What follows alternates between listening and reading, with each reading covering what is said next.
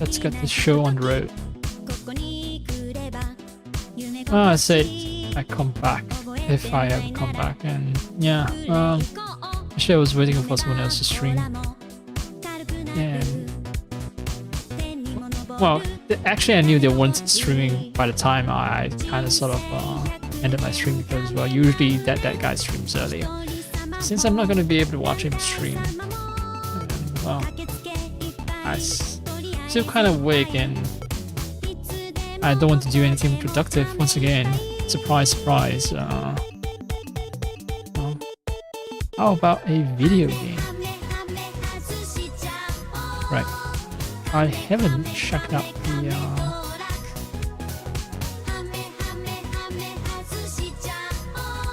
Mass Effect series for some time. I think that was last week, so yeah, it's gonna be warm weather going forward for the next 2 weeks, I think. And yeah, this is basically my chance to my last chance to play a game that's gonna be dumping a shit ton of heat into my room for the next 2 weeks. Well, I think I'll still play games that's gonna heat up my room, just that. And this is the last chance where I get to play it comfortably. So yeah, let's get to it. Let us get to it.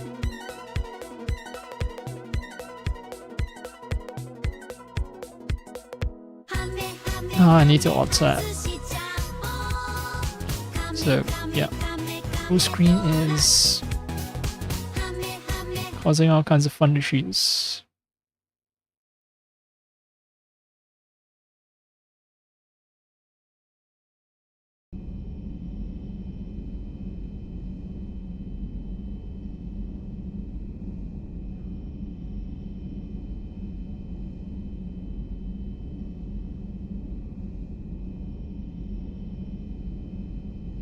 Okay. Yeah, I know it's not showing up just yet, but once I alt tab back in, and things are going to be fixed.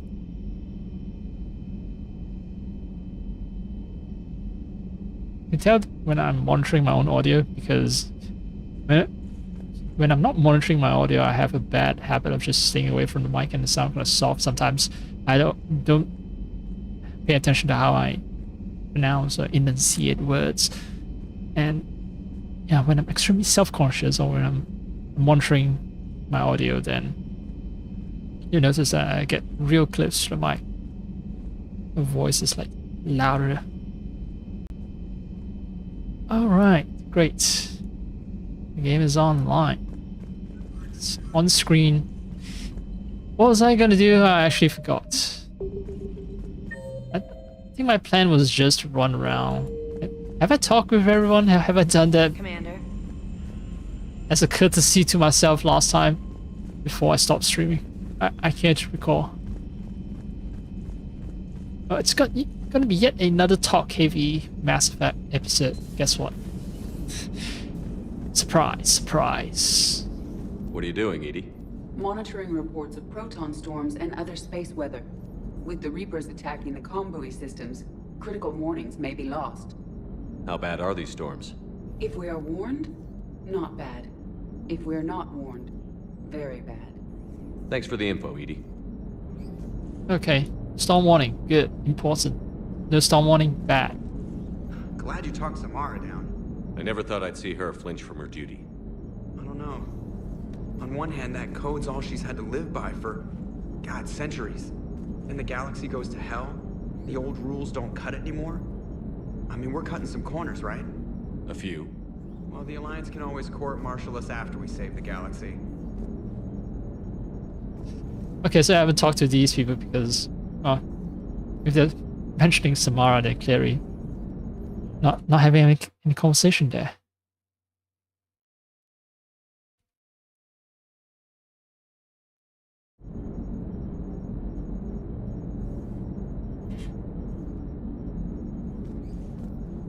But yeah, try the dumbass. Yeah, let's do that. Jiggle more, jiggle more. Come on. Oh, but the bug fixed itself? That sucks. Actually, that's good. Who knows what sort of trouble that bug might have caused. But it's not entirely fixed. Look at that. Oh, I can't move my character. So that's the problem with the bug. Essentially, I've trapped my character. So one thing I want to pay attention to. Okay, so these are the shoes. Leather shoes with some metal fittings, I think. These are the shoes that Shepard wears and wants to look tough with his leather jacket.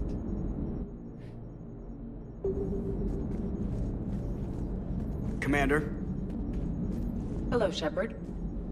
Okay, nothing about space storms. Cool.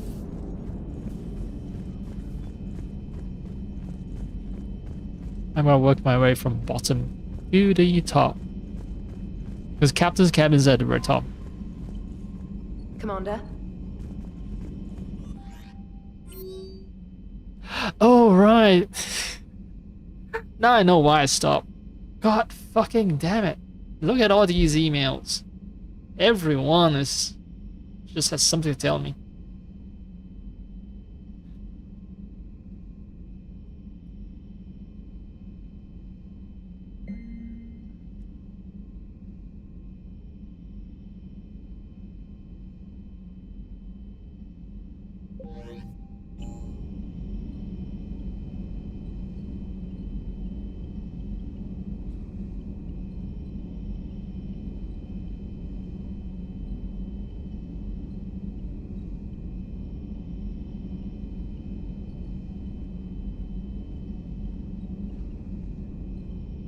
Fucking hell. Alright.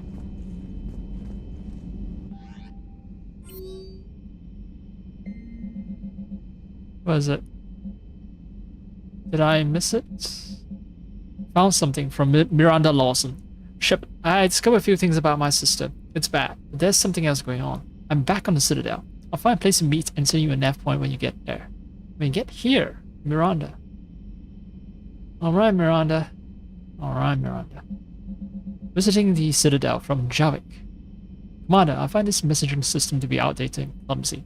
It seems specialist trainer was joking when she said I had to type letters to form words. Oh yeah, Javik is our dear teammate, the protean that survived through thousands, millions of years. I want to visit the Citadel the next time we travel there. In my lifetime, it had been captured by the Reapers. If you would like to join me, I'll be in the area where the embassies are located. I believe this concept of galactic control shared among races is a lie. There can only be one superior species. There can only be the Prothean Empire. Getting away from work, Liara to Sim. Shepard, I need an excuse to tear myself away from all these monitors. Come see me the next time we dock on Citadel, Liara. I want to avoid Liara like the plague if I want to get the sexy times with all the optional side flings I can get. Technically, I'm not cheating on her if I do all the side flings before I meet with Liara in Citadel. I think so. That's what the game guides, that's what the community told me. Sorry squad ready from Corinne Lemaze. Lemay? Commander Shepard. As of an hour ago, Sari High Command has assigned my squad to support you. We will arrive with 2nd Fleet until it's time to deploy. If you allow me a personal note, I knew a few of the commanders who went down to that monastery. Nothing will bring them back. Hearing that place went up in smoke is the only good news I've heard in weeks. Ready to serve, Captain Corinne Lemaze. Lemay. Yeah, it's a bit of a... It's not a lie. It's partial truth. The place that went up in smoke. True. But not all the other Yakshi died.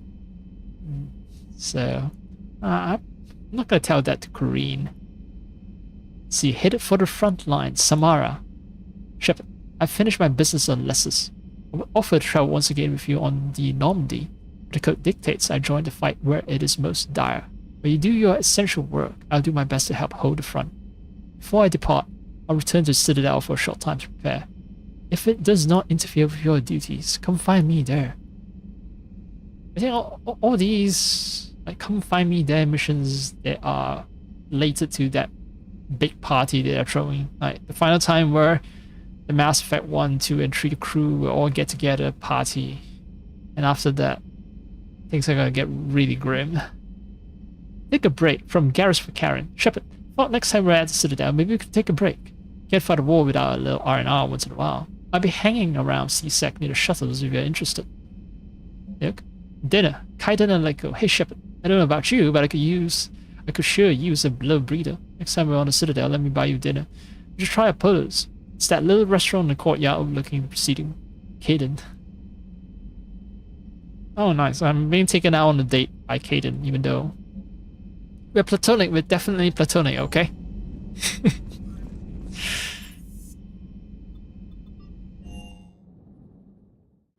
I've always loved the M35 Mako. It's got heart, you know? Oh, come on. The M44 Hammerhead is vastly superior. Come on, that thing's made of tissue paper. At least the Mako can take a few hits. I'd hope so. That thing handles like a drunk rhino. No agility whatsoever. More like a bull that can climb and climb for days. It only climbs because of its stupid, vertically aligned Mass Effect fields. Jump or stick. No speed. No lateral movement. Hey, with a cannon like that, who needs to move? If you want that, why don't you just stick with the old M29 Grizzly? Hey, I love that tank. You would be one to love grizzly bears, Mr. Vega. What? What's so funny? Well, damn. If that isn't the most, like, sexual innuendo-laden conversation. Bulls everywhere. Bears. Climb for days and days. Oh, come on.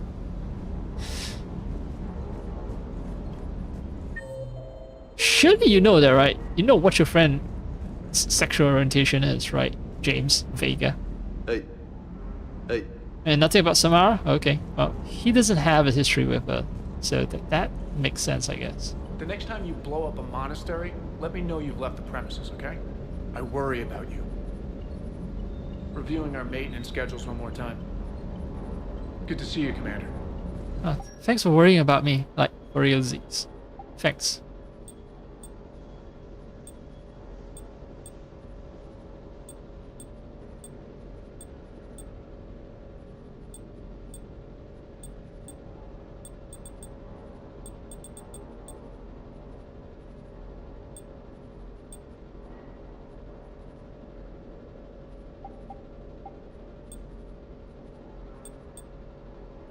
Infernal armor is also kind of good if I just want to go all in on the power. No shield boost at all.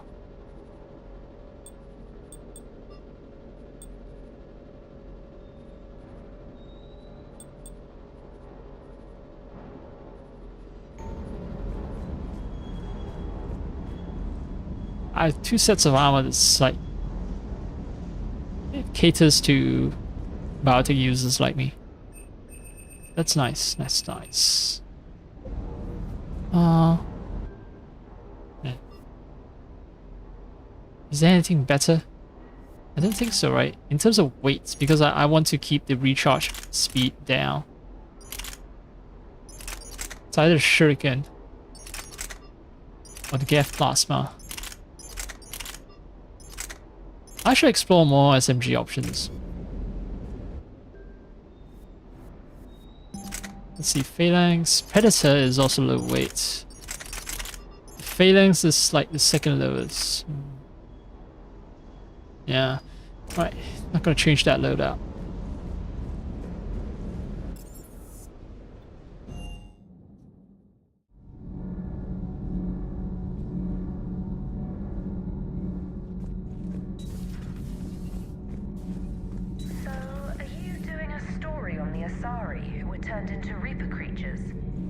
The Ardat Yakshi? No. I think that story would be perfect for you. The hidden dark side of the most beautiful race in the galaxy. We have a huge Asari audience. If I do that story, I could lose them. That seems a bit like pandering. Ever seen how fast an e-democracy can abandon its allies? No. If I do my job, you won't. I didn't mean to eavesdrop on a conversation there, Diana Ellis. So Has Alenko had media training? He just gave me this steady stare during our interview. well, he has Spectre training, so maybe he has some media training. Do we need to talk, Commander? No. Carry on. Not right now, Allers. Let me know when we do. Live in fear of accidentally pressing the wrong button and kicking off my ship, and then I have to reload an earlier save. Did you hear? Kelly Chambers is dead. Oh no, what happened? Cerberus found her during a Citadel coup. Shot her where she stood. Oh, that's terrible. She seemed really nice. What if we'd gone back to Cerberus? Your gut saved us, Gabby. Commander. Nothing to report. Shepard? Shepard? Yeah, just Kelly Chambers is dead, man. Yeah, I do feel sad about that. Commander.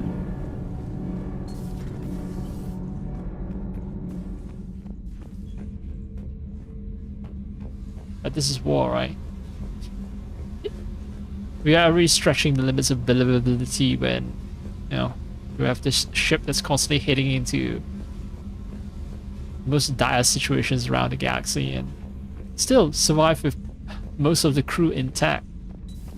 Especially the important characters. So it seems a little unfair, to be honest.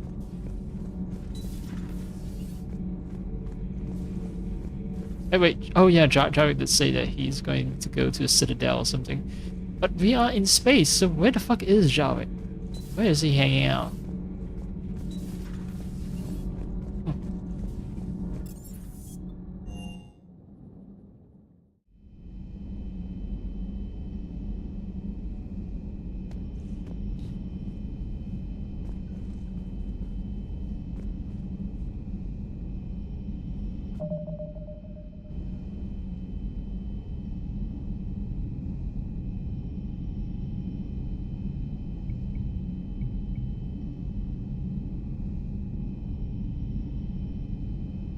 Well, yep, Fane is also gone. Watch his, I won't say tearful death scene, but it is also a sad death scene. His son was with him until the end, and before he left, he prayed for us. Not for himself, but for us. So... yeah, they're slowly packing in the deaths before, like, stuff with heavier stakes happen near the end. I still don't have a good recollection of what happened near the end, except for the very end of the ending thing. Like, I know what happened, but the details though, like, did everyone survive who died? Well, in some of the endings, you can sort of guess their fates, but still. Everybody was fighting the Rachni, trying to push them back through the relay. Finally, the Krogan were turned loose and stopped them. I see. But when the Krogan rebelled, we had to deploy the Genophage to stop them. Wasn't the only rebellion. 1,000 years later, the Geth revolted against the Quarians. That was a whole other war. Then along came the humans. My own people tangled with them for a while, and now, to top it all off, we've got the Reapers. What about you? The Ouroboros fought the Densorin. The Andoromai conquered the Vandomar, and the Jatil turned against the Jah. So, I guess nobody really ever gets their act together. The Sinreal claimed to have found the path to eternal peace. What happened? The Ditaka preferred war and wiped them out. I hope you guys had alcohol. Uh-huh, alcohol. Wait, like, dextroprotein characters, do they process alcohol same way as humans do? Anyway, this is a very like liberal slash American view of the war and peace thing. It's like, oh yeah, I can change the nature of war. War will always happen. Well, if you are a dialectical materialist, engage with works of people like, say, Marx, Mao. If you are a Buddhist or a Taoist, you already have half of the ingredient to be a dialectical materialist. You're already dialectical. What you're lacking is materialism, which, because you're religious, you won't have it. Because, you believe in the things that are outside of nature, supernatural. Right, so... But yeah, the whole fucking conversation about war and peace just reads so wrong to me. Like, the writing level is... I don't know. If I'm being charitable, it's kind of like what I expect from a high school student. It's me being very charitable. It's music coming from here?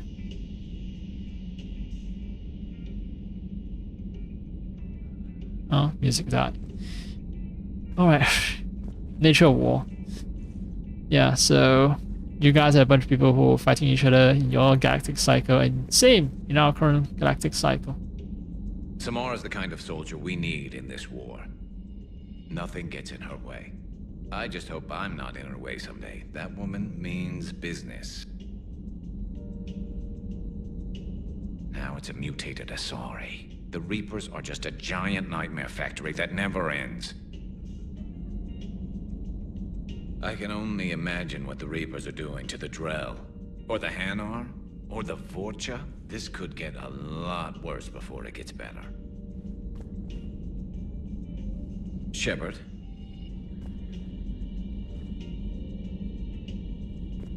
Yeah, I think it's trying hard not to imagine what the Reapers can do.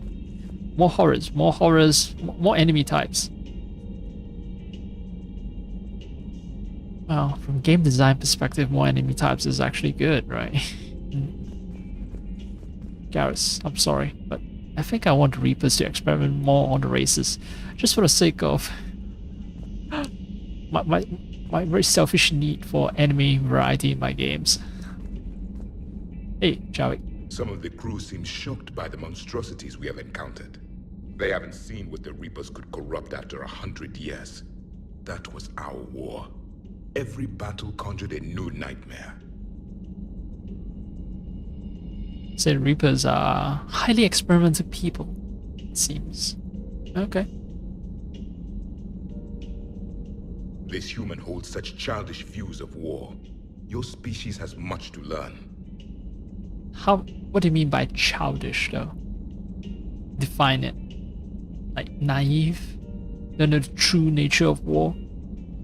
Think people can live in peace? That's stupid? Commander. He has nothing to say, alright.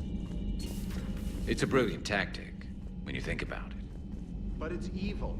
When has that ever mattered in war? War! But converting other life forms into Reapers? I can't wrap my head around that.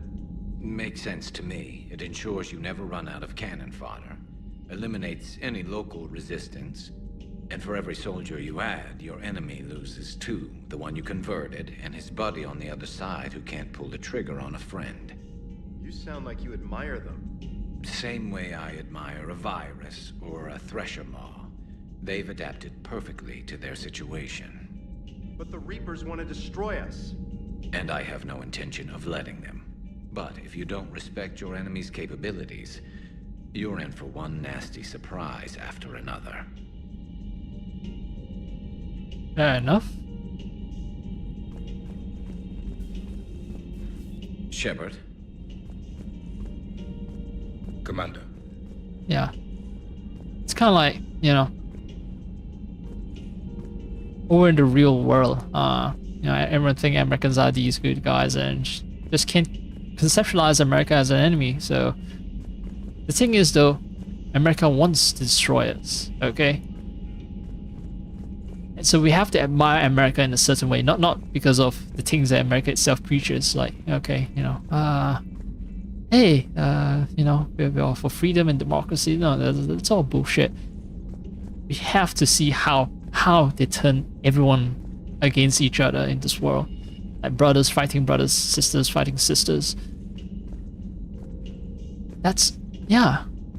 It's a country that has never known peace, except for a very short period of that time, and that was only because it was building strength to launch more wars.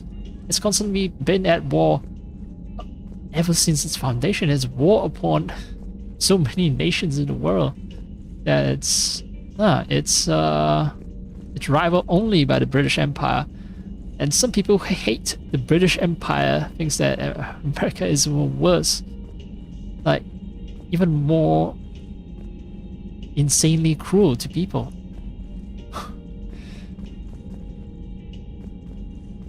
The British, you know, despite, you know, having false promises and all that, but still the British were saying that they would free the slaves, you know. And the reason the Americans they launched a revolutionary war, break away from the British, is because the British were saying like, maybe cool down on the slavery thing and also on the aggressive expansion where you are just butchering the locals so that, you know, you get their land. That's what the British, you know, the insanely cruel and brutal British were telling the Americans. That Americans like, nope, fuck you, mom and dad. I want to be free. I want to be free to murder. I want to be free to enslave other people. And that was the moment America was born.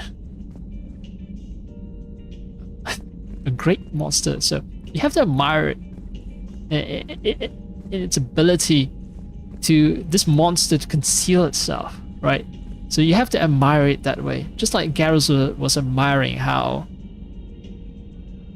the Reapers were able to create a tool, you know that ensures that they never run out of cannon fodder, and it causes your own side to hesitate firing upon the cannon fodder because they're their own friends or family.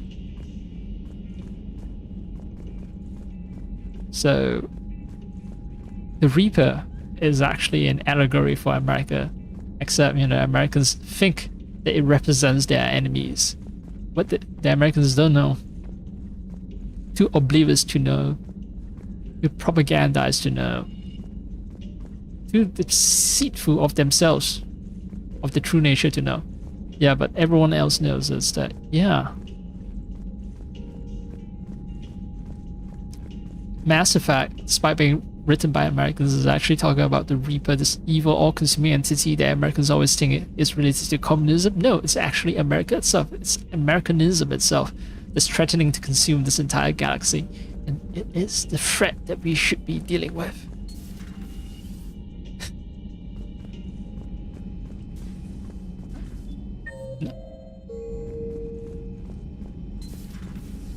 Alright. That was also the conversation on war and peace. Shepard. And I've gone on way too long a rant, which happens sometimes when I play this game. It brings out the worst in me.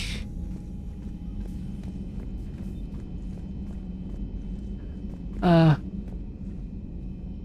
park my character here. Chill out for a moment.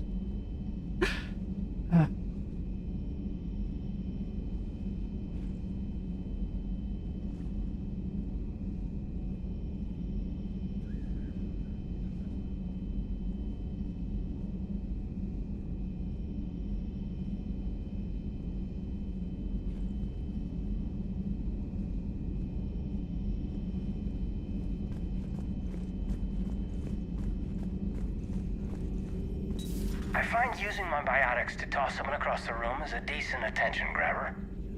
Yes, but it's also a good way to draw enemy fire. Well, you can handle yourself in a fight now, Liara. I mean, not that your biotics weren't impressive the first time we met. I have had my fair share of opportunities to use them these past few years. Well, I'm glad you got through in one piece. Sounds like you have a few stories to tell.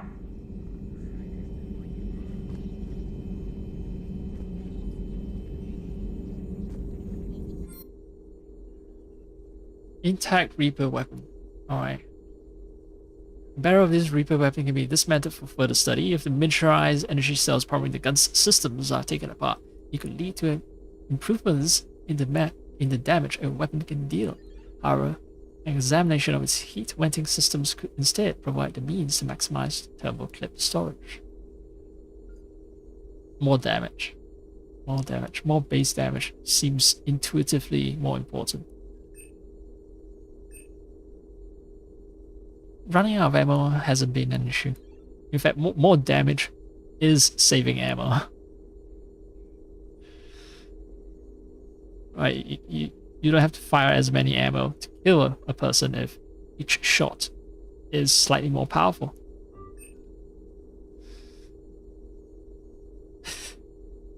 People don't think of it that way, do they? Anyway, Galley's electronic signature. Matriarch Galley was an Asari of some importance, with connections to Asari High Command and the Council itself.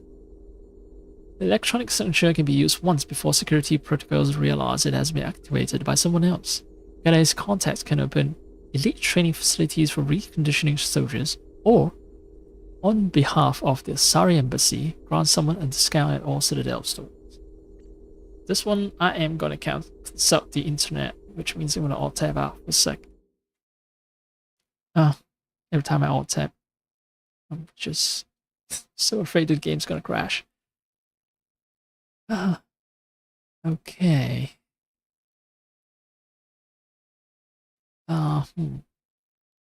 What was it? Mass Galley's electronic signature. Yeah, I have absolutely no clue what's going to be the better choice. So it's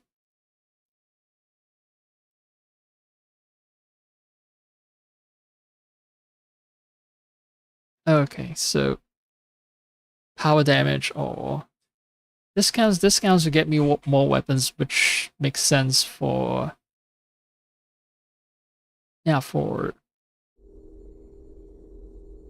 for characters that use weapons, right? Because they want a good arsenal. Right, so I don't want store discount. It's tempting though. I'm on a quest to collect all.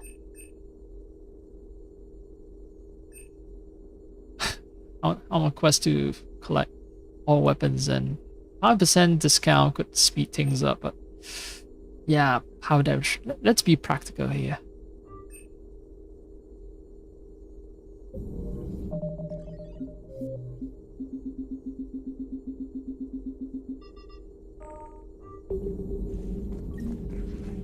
Hi there.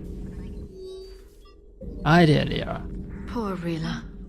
But I'm glad she set off that bomb, Shepard. You're not upset the monastery was destroyed? No, not after what I saw. I don't care that they were Ardat Yakshi. To be turned into such creatures, nobody deserves that. Ready for the next mission? Ready for the next mission? Man, I thought you have more lines of dialogue than that. All right, fine.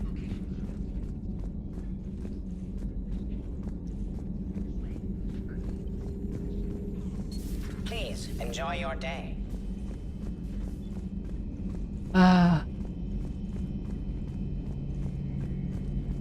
I don't think Garrus is there because he's debating war and peace with some dude. Javik, right, Javik. My memory's still functional.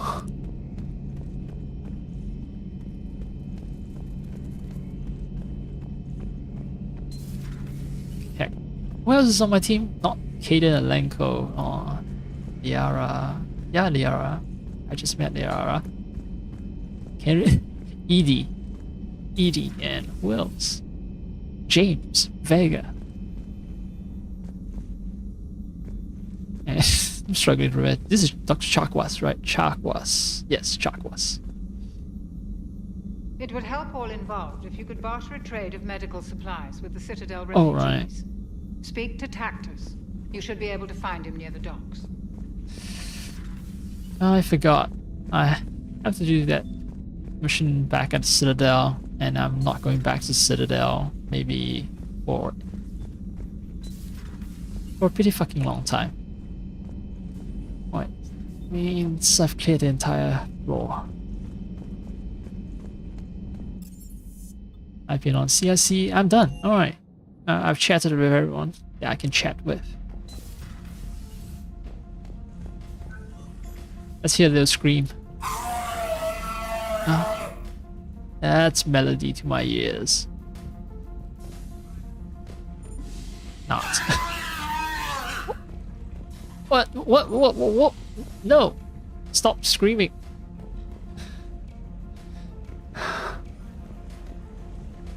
Ah, that freaked me out.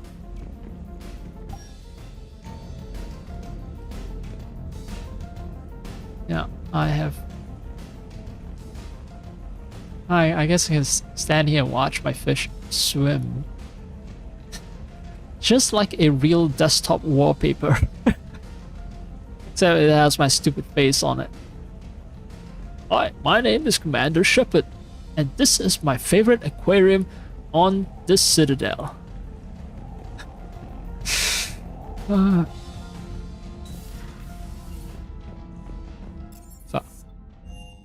Let's fly somewhere and blow shit up. Garrus mentioned something about you two having some fun next time you're on the Citadel. Don't get into trouble.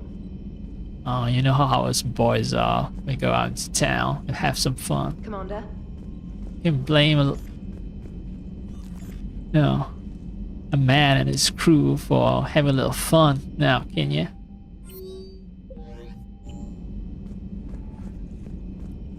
Anyway, what am I supposed to be doing?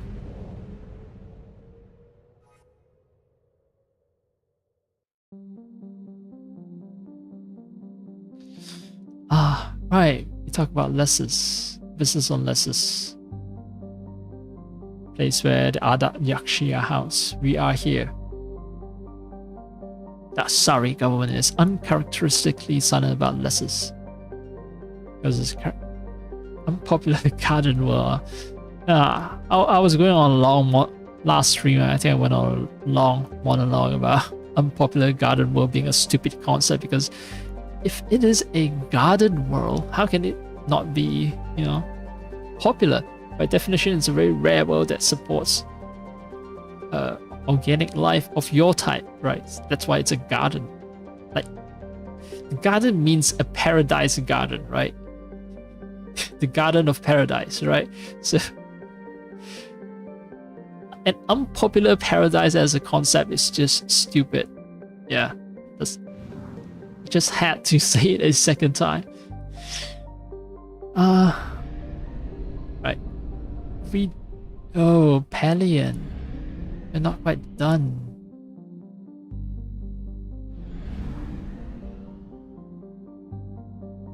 Oh, but yes, I deliberately leave it at 50% because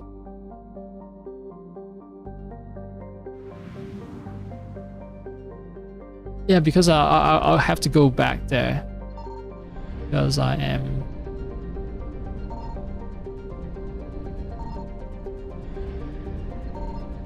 I'm going to have to use the mass relay to travel out of the system. Right, so this place I cannot 100% it, I think, because there's nothing to grab anywhere. Alright, fine.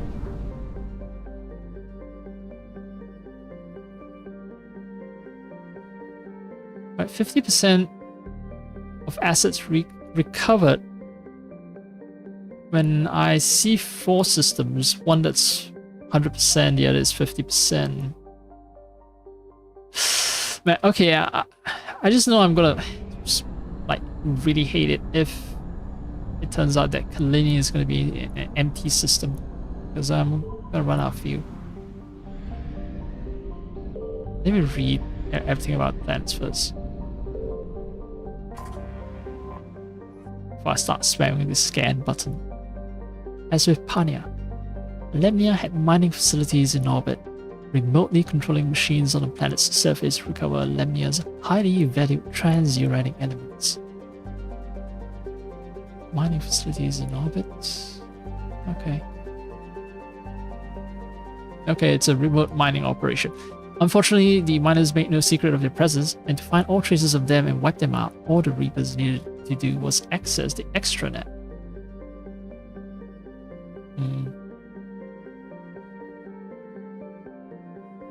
So what?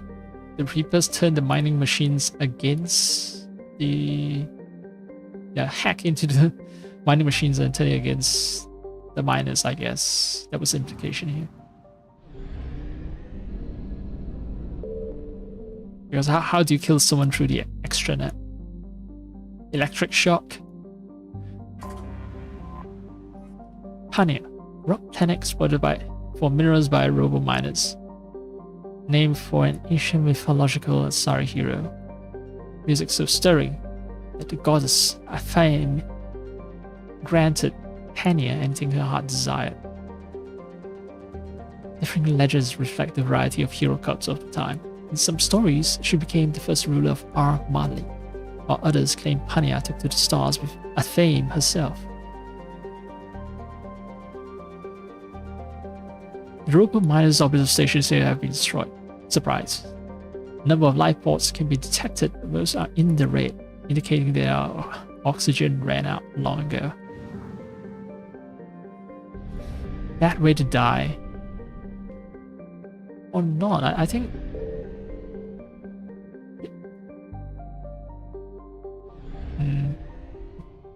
There are different types of oxygen deprivation. There's some that if you displace the gas or something, I read about it some time ago, but they say, yeah, some can be a terrible way to go, but some can be, well, you won't feel it. That's the best way to describe it. Oh, they brought up, you know, corpses with zero oxygen level, right? So I just had to share my fringe tiny bit of knowledge that you know I encountered because I was doom scrolling social media so much. Well, anyway, Ifron. Vast swaths of Ifron's surface are covered in thick ash, spewed into the air by chains of volcanoes across the planet. Beneath this layer of soot, Ifron has an iron core and significant levels of cobalt in its crust. It's crusty planet. The white layer, it seems like crust. It is indeed. It feels like it's a white crust on a yellow blue ball. Yellow ball, blue ball. Oh shit! No, fuck you, Reapers. I found something. Great, few. 100% Faster than light jump fastest. successful.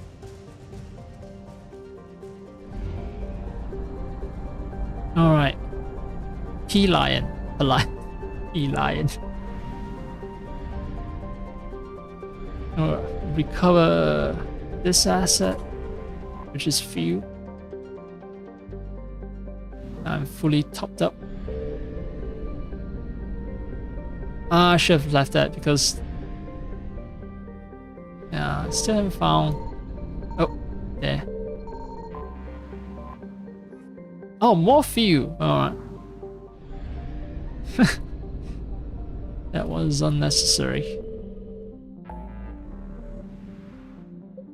But I've cleared the entire fucking place. Yeah, let's find some extra scientists. I don't want to go back there just yet.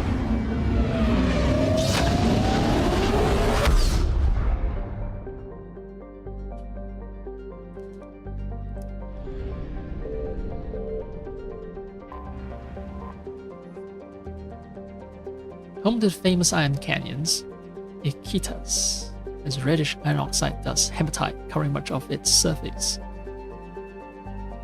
It does actually look like a giant hematite bead. as significant blue cobalt deposits that freckle the terrain. Marine explorers have discovered hot springs in the polar ice caps, heated by magma in the planet's crust. In a strange combination of science and hucksterism, a small facility exports water from these springs, which is bottled and sold as having medicinal properties. The funds are then used to maintain a research station which has discovered some fossil evidence that Aikitas once harbored microscopic life based on deoxyribonucleic acids in these springs. So they have tiny DNA knives. Okay. I still can't believe that hucksterism is still a thing in galactic spanning civilizations. Yeah, it's a function of they're basically transposing 21st century America into space. That's why the shits, everything here just don't brain.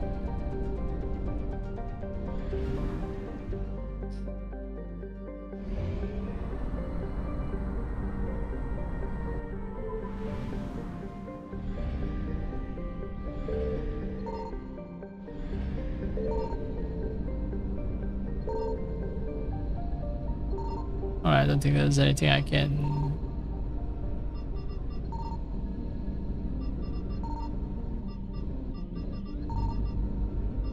No. Nothing I can get.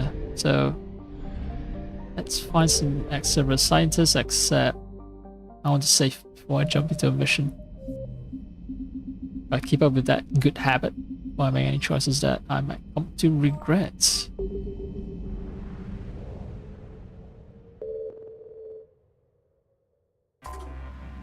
Gelix. Gelix was given to Krogan after the Arachnite Wars, but bitterly contested in the Krogan rebellions and reconquered by the Turians.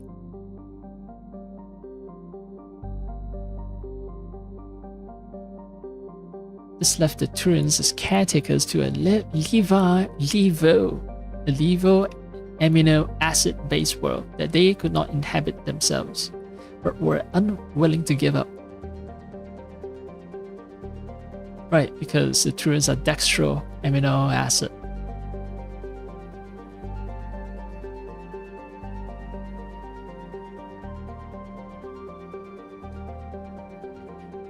So it's earlier story about hucksterism, and then they found some dextro. Was it dextro amino acid or was it deoxyribonucleic acid? Anyway. In cooperation with the World Protectorate, the Turians attempted to rent the planet out for colonization. Between the high rise and the surface littered with unexploded ordnance, however, Gelix found few reputable tenants. Its most notable inhabitants were penal colonies. Those who know of it today, Gelix is a symbol of tragic waste, an entire garden world nearly forgotten by the galaxy at large.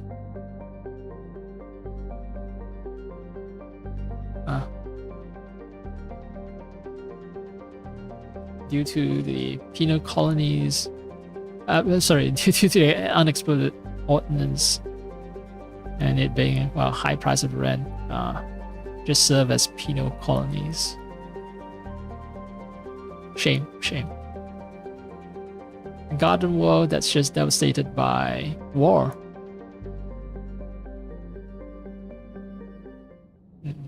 Now we're gonna bring more war upon its shores. I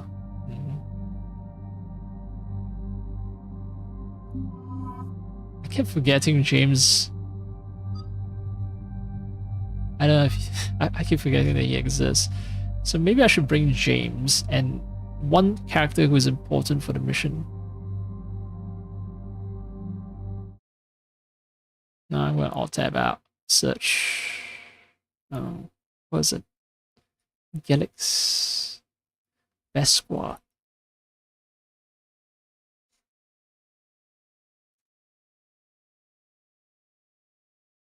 Fuck. Capture. Why do you hound me, Capture?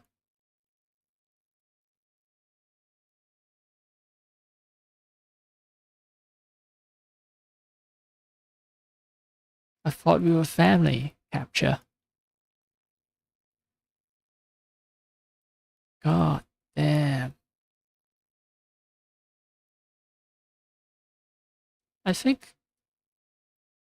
Okay, if I still fail this one, shit. I've done so much free labor for Google. But, alright, I'm not going to get Express Squad. I'm going to use another search engine then. Fuck you, Google.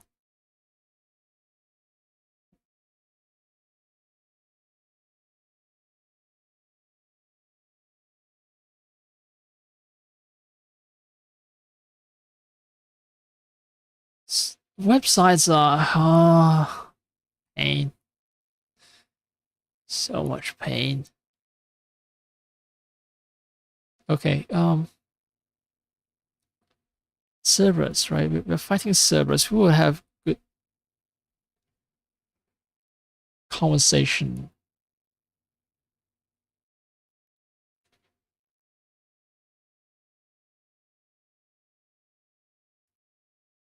Mass Effect Array. Yep. I might spend more time searching for the best squad than I'm going to spend playing the mission. Mass Effect 1 and 2 do not have specific ones. For Mass Effect 3. Okay, Javik, Liara, Adet, Yakshi. I miss Javik. Caden and Edie. Someone recommended Caden and Edie for Cerberus scientist rescue mission. Caden and Edie. Oh. Sorry, James, you're just gonna get ignored again.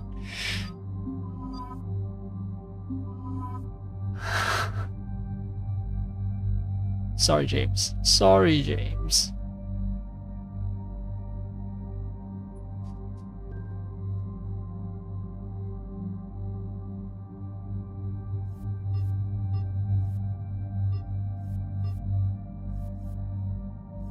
Alright. Yeah, I think we're good to go.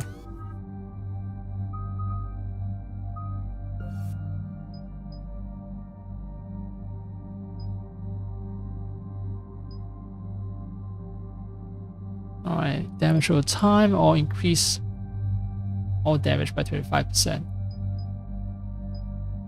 Was it?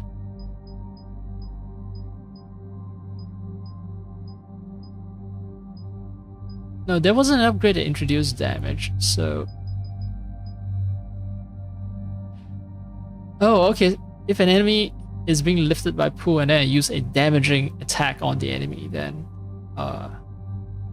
that enemy suffers 25% more damage versus the pull itself inflicting damage. Ah, I see.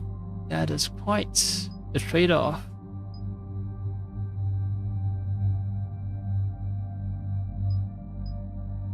How long does pull last? 8 seconds. I think that's enough time for me to launch a second power attack or get someone else to attack them or use my weapon to attack them. I'm going to go for a more generic upgrade. Well, like, arguably both are generic. Both are like not that situational. Although if I want to guarantee that they suffer damage, then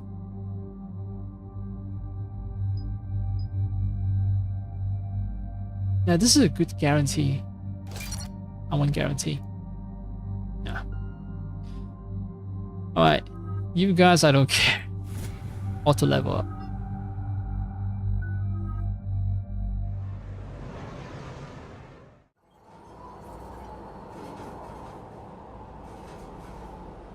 What's the word? Do we know how long these scientists have been holed up out here? We have not been provided many details. Sir, I'm picking up chatter from a Cerberus squad engaging the supply depot. Engaging the scientists? And if I'm reading it right, sounds like more troops are on the way. Okay, set us down, then get out of here. I need these scientists alive.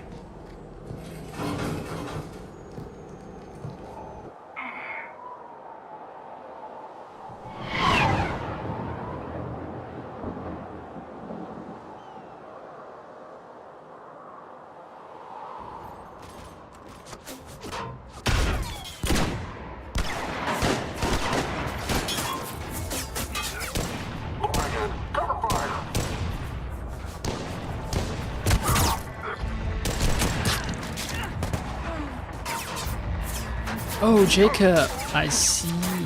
Nice.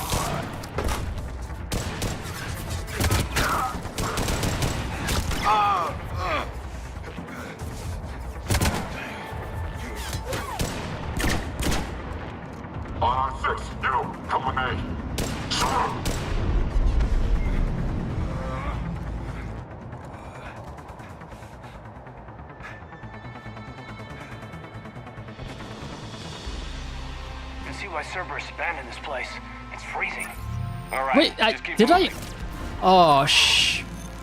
What did these people do to bring this down on their heads? We can't hold them much.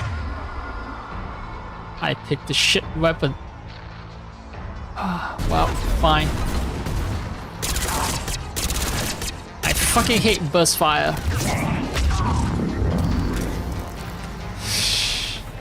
It's fully upgraded, but I still hate it.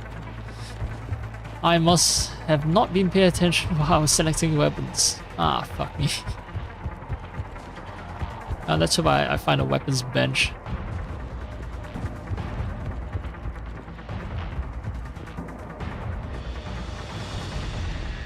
Seems like 2 ice levels in a row. And these side missions weren't accessible in earlier chapters of the game, so it's a very deliberate choice for the game developers choose to, well, basically place 2 ice levels in a row in a game, in one section of the game. Could have spaced it out. But no. Asari is an ice world. This place, Jacob's place, also an ice world.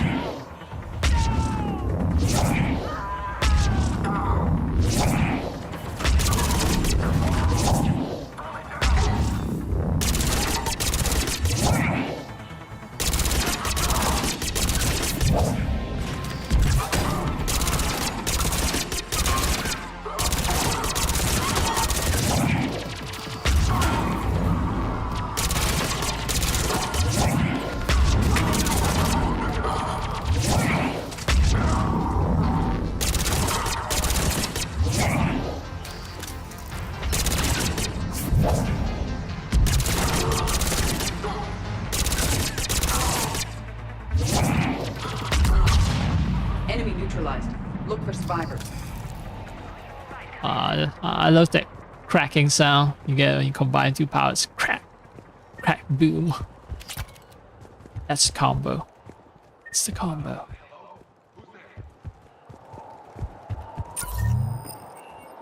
Jacob.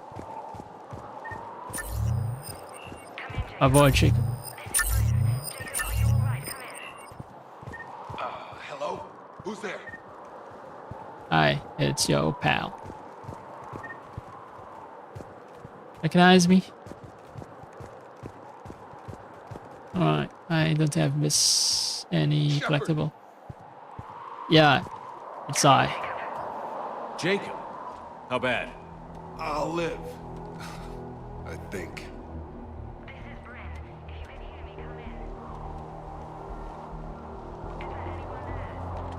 This is Commander Shepard of the Alliance. The enemy is clear for now. Open the door.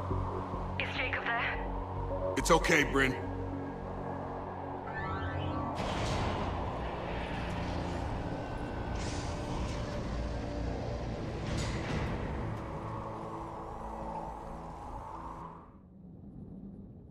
Jacob! Oh my god. I'm all right. The others didn't make it. What are you doing here? I'm supposed to be protecting these people from the elusive man and his attack dogs. Are they gone? For now, but they'll be back. Sure you're okay? Yeah, I'll walk it off. Save my life one more time and I'll start owing you. This one's on the house. Shepard, this is Dr. Bryn Cole. She's in charge here. Tell me what's going on. Intel says you're Cerberus. We're all ex-Cerberus. Scientists, mostly. Civilians? Call us refugees. If we hadn't run, we'd be dead. Why does the elusive man want to kill you? Our stories are different, but the themes are the same. We were each using information from the collector base to work on the different components of a larger tech. After someone completed their component, they disappeared. No bodies, just gone. As we progressed, we started feeling like we were signing each other's death warrants. The elusive man doesn't mess around. If he can't control it, he'll destroy it. The brain trust here has to be a significant loss for him. You had to know they were going to find you. It's a pretty smart bunch. We covered our bases. But the elusive man is one tenacious bastard. Time to evacuate. Agreed. Just need to get the AA guns on the roof back online. Cerberus is jamming them somehow. With those guns down, Cerberus will just blow our escape shuttles out of the sky. Might be the network link. I'll check and meet you upstairs. Jacob, you should get that wound looked at. I'm good. I mean, I will. Commander, I should see to my people. Join me upstairs when you can. No, I do not want recognize me. death. This may be an opportunity to surprise him. Let's just focus on the mission, Edie. Dr. Brown, I'm so sorry. Jamie, I didn't want to come here with these people. It was his idea. What am I gonna do without him? Finish the work you started. Our work? Are you crazy? We're all gonna die here. What is the work that they're doing though? Your partner was brave. He wouldn't want you to crumble like this. He's right. We're getting out of here alive. I promise. I gave them reassurance and just got free coupons. Alright. Props to the story writers. They actually gave a really convincing reason for why the scientists would want to defect from the service. Like, oh, they... Seems like Elusive Man is killing science teams like one by one as they complete each phase of the project. So after seeing that, they lost all communications, so they think it's smarter for them to just run away. And yeah, well, the Elusive Man will kill what he cannot control, will destroy it. Let's see. Private message from Horace to Bryn. Bryn, I don't like this. I've managed to get eyes on some of the research the others were doing, and I'm getting a sense of the big picture here beyond anything we could have imagined. Now, worst nightmares kind of imagine. I'm going to start sabotaging my work. That's how bad it is. We need to meet up and talk ASAP. H. Oh, that's just money. I thought there's going to be more lore. Dr. Out. Wait. Is that... There is an invisible wall. Man, look at... What is with this shitty programming? Yeah, just moonwalking slowly.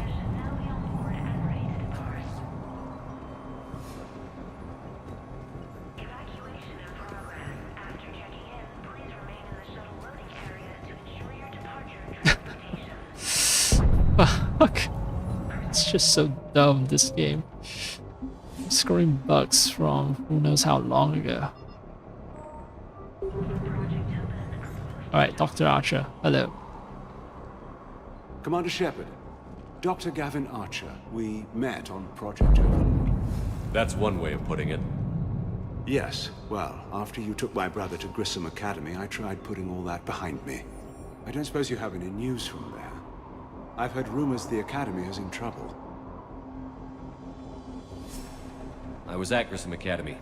Cerberus tried abducting the students, but David's okay. Oh, thank God. Commander, You have no idea what that means. It's a little late to start worrying about his safety now. I never stopped.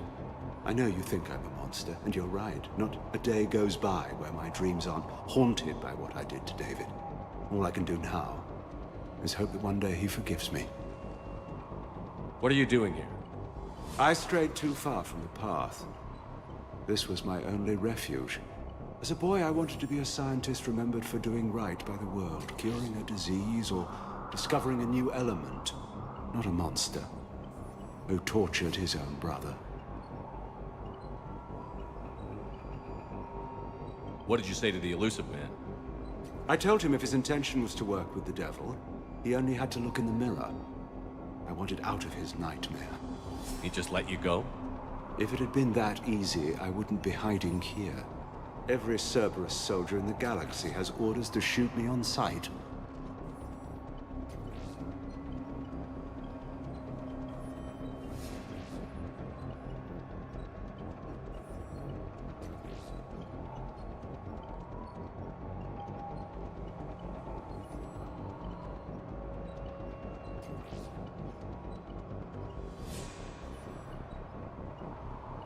What happened to Project Overlord? After your intervention, the elusive man insisted I find another test subject. Someone who shared my brother David's abilities. I couldn't bear the thought of reliving the nightmare, so I destroyed all of my research. Overlord is no more. What are you doing here? I strayed too far. As a boy, I was not a monster. What did you say to the elusive? I told him if his intention was to work with the devil, he only had to look in the mirror. He just let you go? If it had been that, every Cerberus soldier in the galaxy has orders to shoot me on sight. What are you doing? I strayed. As a boy, I'm not a monster. What happened to Project Overlord? After your intervention, the elusive man insisted I fight. I couldn't bear the thought of reliving the nightmare, so I destroyed all of my research. Right, Project Overlord's no more. Overlord is no more. I have to go. And I'm not even going to pretend it was good to see you again. I understand. But Commander, thank you for saving David. Both times.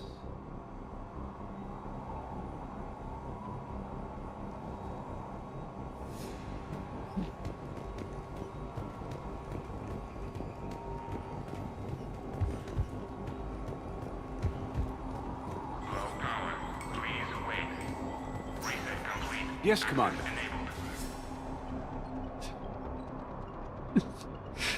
No, I was just gonna keep torturing the guy. Keep questioning his past over and over again. That's all. Good day, Commander.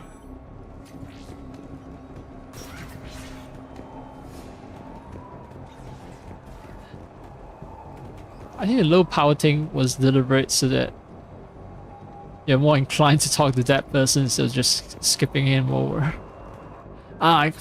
Finally, weapon bench. No, fuck shuriken. No. Get plasma. Yes. I must have switched them earlier when I was messing around with the bench. Get the techs from Stockholm Still to pack their own crates. I need you up here. Don't be a jerk. Two of those guys. It'll just take me a minute.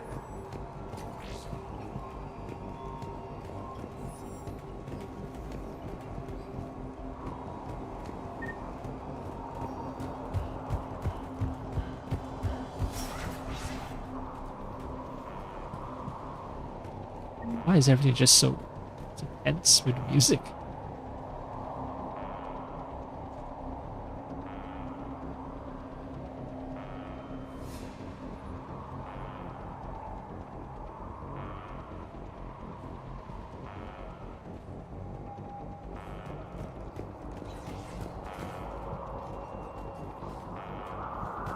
And make sure those samples from Project Mia get out on the second shuttle.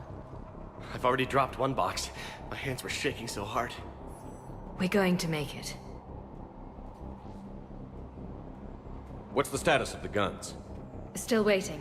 I have my best people on it. How many scientists are here? 43, plus research assistants. Pretty fancy covert op you orchestrated. When you fear for your life, there's a lot you can do. Bryn, I can't possibly dismantle the genetic amplification components in time. I'm sorry, Dr. Boehner. It's important work, but right now you need to tend to your family. Wait, there are families here? Children? A dangerous choice.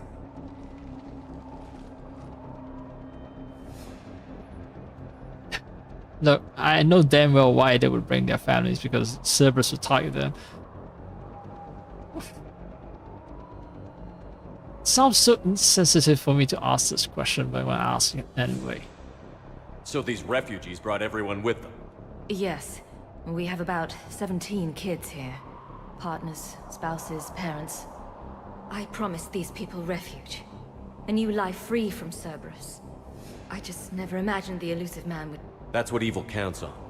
That it's hard for good people to imagine. Okay. Everyone left gets out of here alive.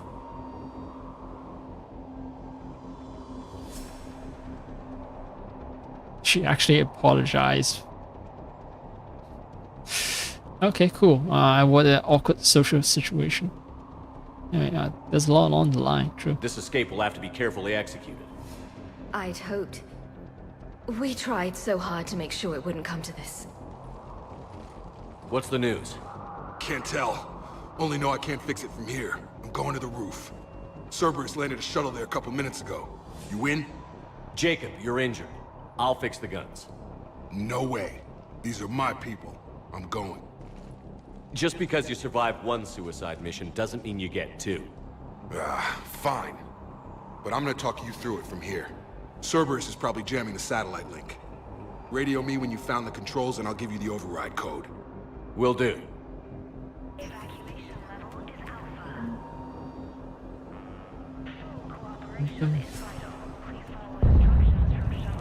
Alright.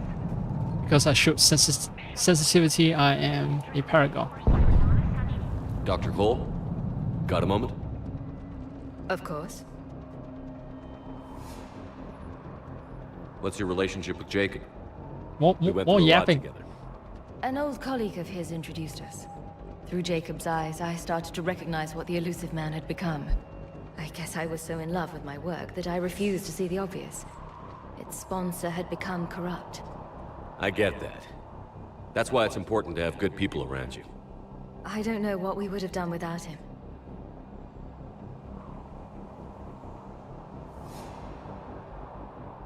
What's your relation? We went through a lot together. An old colleague. Through Jacob's eyes, I started to... I guess I was so in love with my work that I refused. I get that.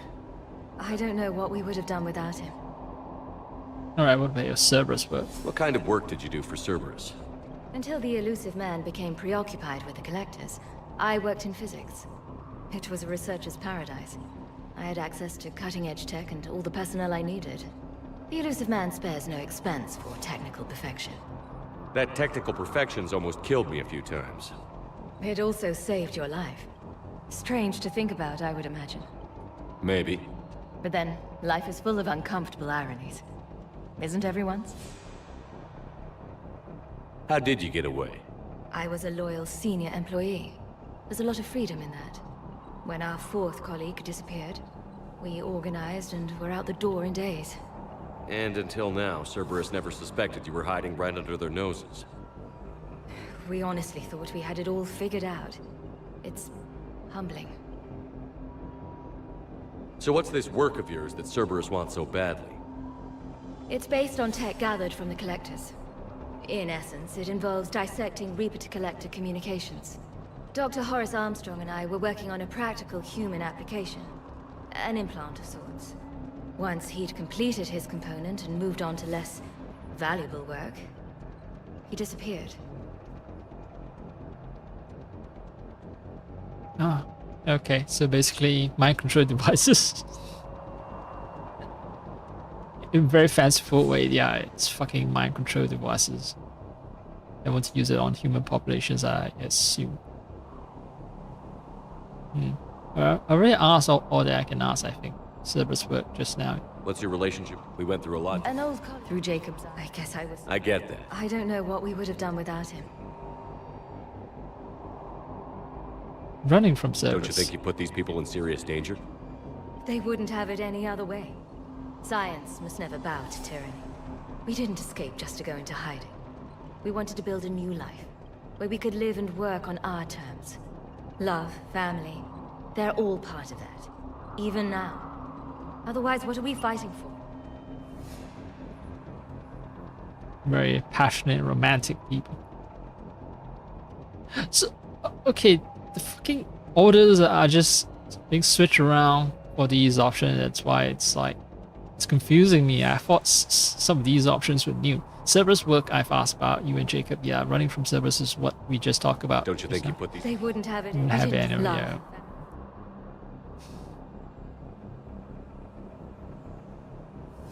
Thanks, Dr. Cole. I'll let you get on with the packing. Thank you again for everything you're doing for us.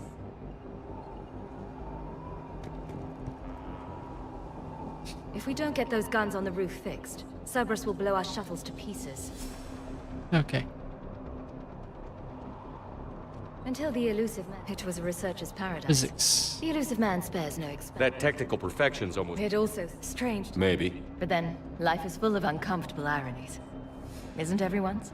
So what's this? It's based on tech in essence. Yeah, Once he'd mind completed control his device, component and physics moved on, I based was mind alone control when our device. And until now, Cerberus never suspected. We honestly thought we had it all figured out. It's humbling. Alright. Thanks, Dr. Cole. I'll let you get on with the packing. Thank you again for everything you're doing. I just really want to drill some of those concepts in. I mean, I barely remember the names of my own teammates, so. Personal log, Damini Sengupta. Attempts are ongoing at figuring out what the end product of our research was meant for. While it is obvious that the delivery system was to be implant reliant, with evident neurological applications, many questions remain as of yet unanswered. The loss of Dr. Horace Armstrong in particular is hindering our efforts to speedily reconstruct the nature of the elusive man's goals. We have several parts of the whole which lead us to chilling conclusions. We are nowhere near figuring out what said whole might be, and that's what scares me the most.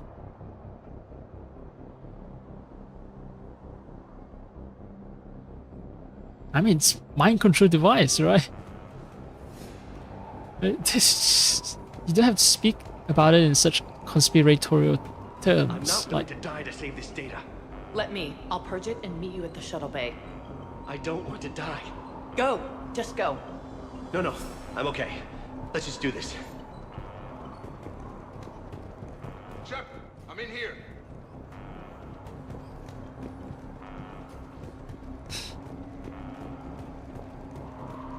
Leave those things. Let's just get the hell out of here. Calm down. Commander Shepard's here. So what? So relax.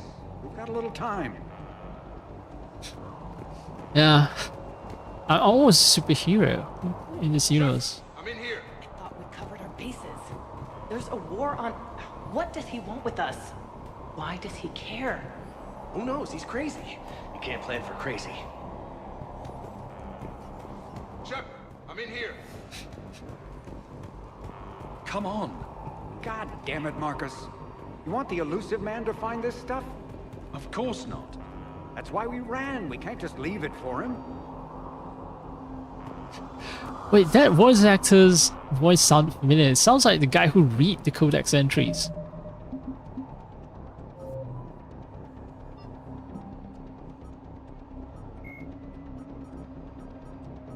Dr. Morden Solis is a master geneticist and former operative for the Solarian Special Tasks Group. Yeah, it's pretty similar. Jacob says we're going to be all right. I trust him. But my daughter, she's just a baby.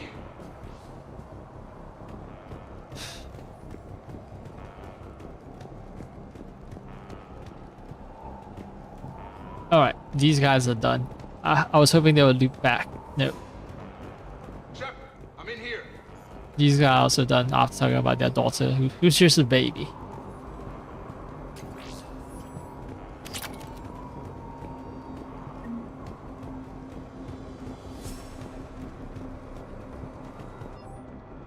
Outpost report, Jacob Taylor. Outpost is now 48% operational. We've reorganized some of the storage rooms around the central core, putting them into living units in order to save power. The outer areas are all condemned now, which should provide us with a buffer should Cerberus agents find us. The guns are functional, but I don't like how exposed they are. I'm going to look into finding us some shielding on the black market.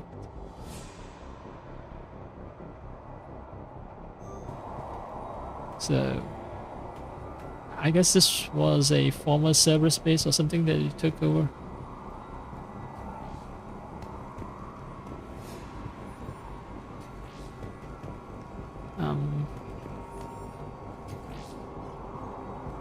Yeah, I need to talk to him before I can exit, I think. Hey, you okay? How have you been? Give us a minute. This is crazy. I didn't think I'd ever see you again. I know the feeling. So how'd you become a gun for hire? Long story. It was an opportunity I couldn't resist for people I came to care about.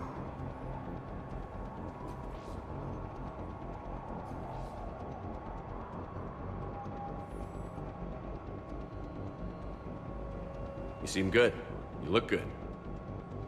These are great people, defending their ideals. I like it. I think I found what I'm meant to do. I'm actually gonna grab a refill for my drink.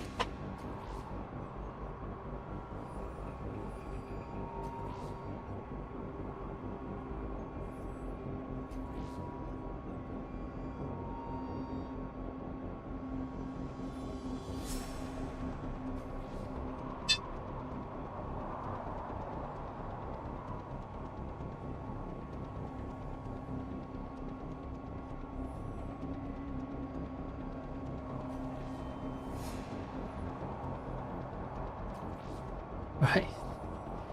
First thing to do is ask Vic about his daddy issues. You still think about what happened to your dad? Haunts me more like.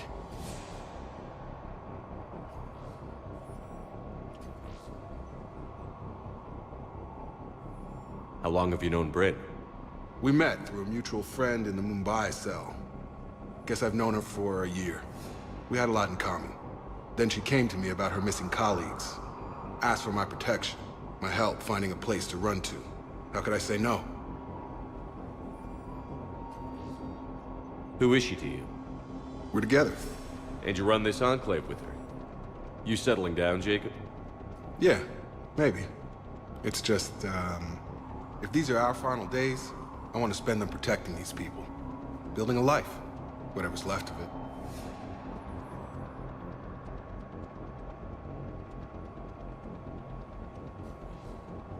What's the story, Jacob? Why are you working at a place like this? After we got back, well, things look different when you come back from a suicide mission alive. So I quit Cerberus, I quit everything. And sat by the Mediterranean for a while. That's when I lost track of you. Oh, that's... You had to retire and start in the Mediterranean. That's a good life. And you came back, huh? And what did all that fresh air and meditation teach you? That what I choose to fight for better mean something to me. That it comes from the heart. We could sure use you. It's real tempting, Shepard, but I like where I'm at. I'm important to these people. I want a life. I want a family. Sure, I get that. No, Shepard. The Normandy's your real love. Doesn't mean I don't want to say to hell with it sometimes. But you won't. You can't.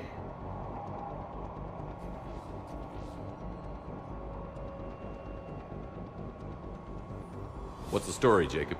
Why are you working at a place like this? After we got back, well, things look different when you come back from a suicide mission alive. So I quit Cerberus, I quit everything. That's when I lost track. What's the story? After we got, that's when I... And what did all that fresh air... That what I choose to fight for better mean... We could sure use you. I'm important to these people. Sure, I get that. No, Shepard. The Normandy's... Doesn't mean I don't want to say to hell with it sometimes. But you won't. You can't. Okay.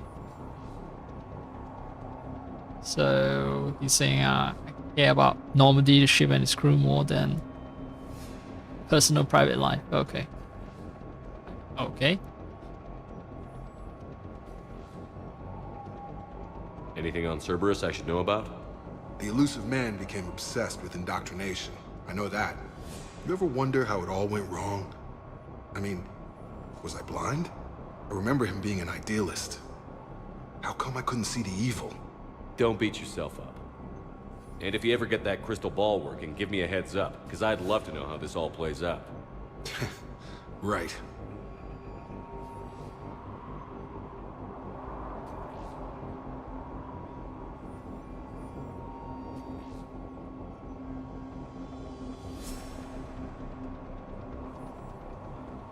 Anything on Cerberus? The elusive man became... You ever wonder how it all went? I remember him being an idealist. Don't beat yourself up.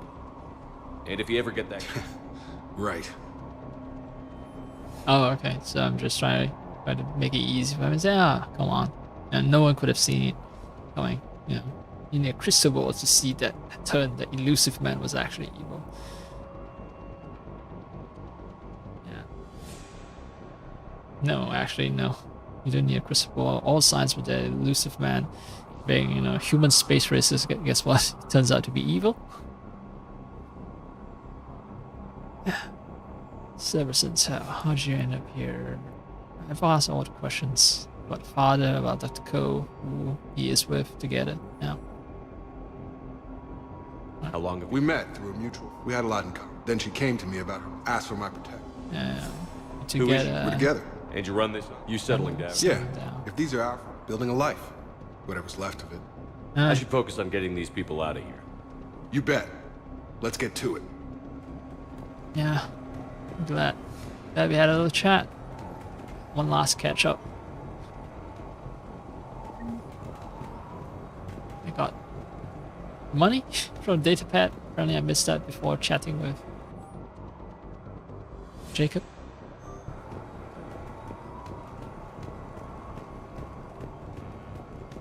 And I believe the one last unexplored area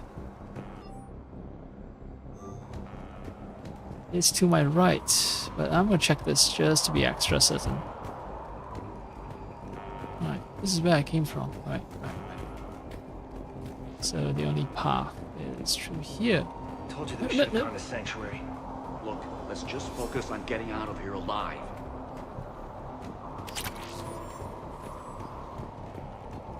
Alright.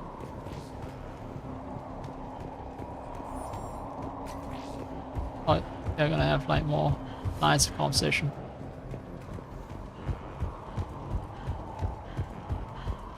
No. Alright, yeah. These people had no plan beyond hiding. They didn't stand a chance. A hastily assembled militia is no match for a Cerberus force of any kind.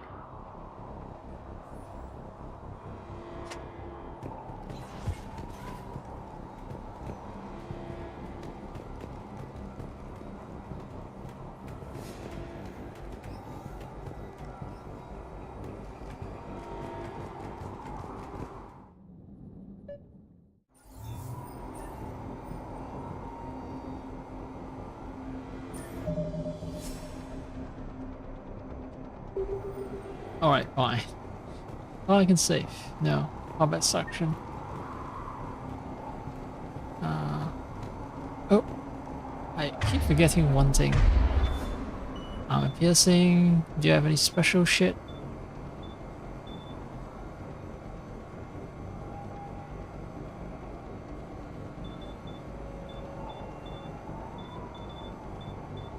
No, no one has any special bullets. Only I do. Heads up.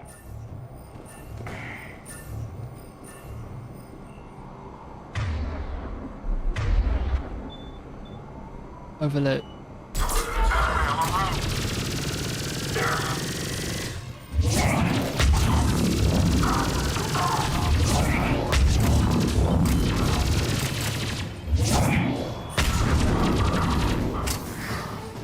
Explosion. We must locate the satellite tower. They're too close.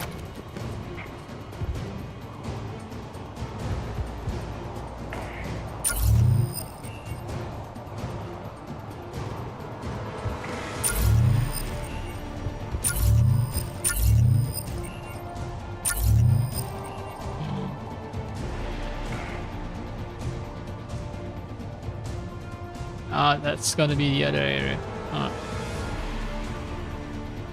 Go down.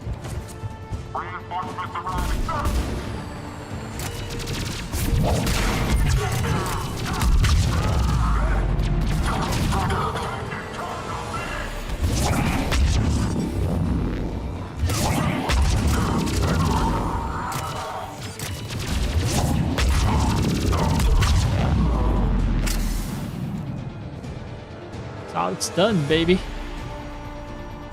Alright.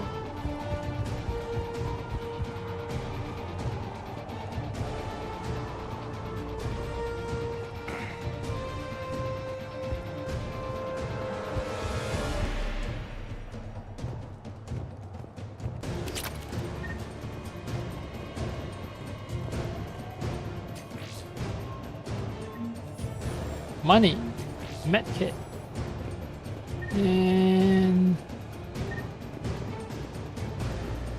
not much else. Let's activate the telemetry override.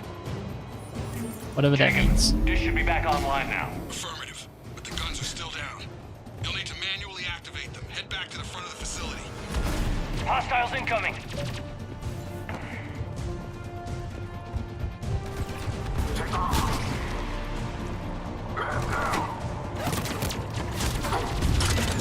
Shuttles are approaching. Get them before they hit the ground. Commander, trooper on the gun. Gotta get him off that gun. Move up. Keep low and find cover.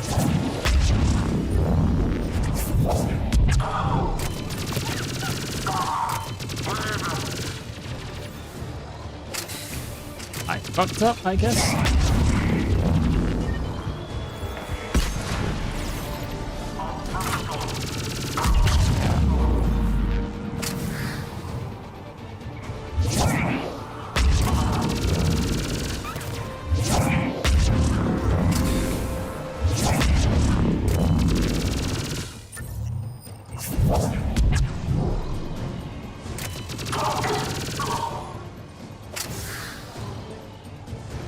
Oh, still not done.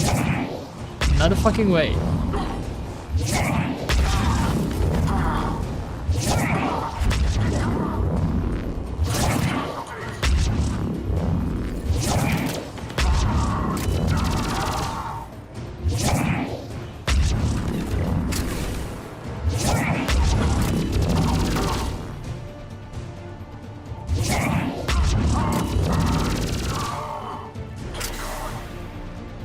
Is it endless until I like do something?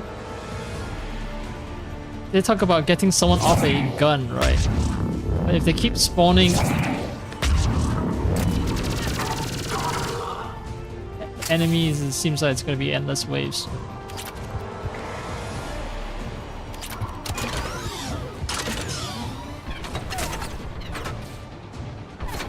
Oh, the game was actually expecting me to move forward. Alright.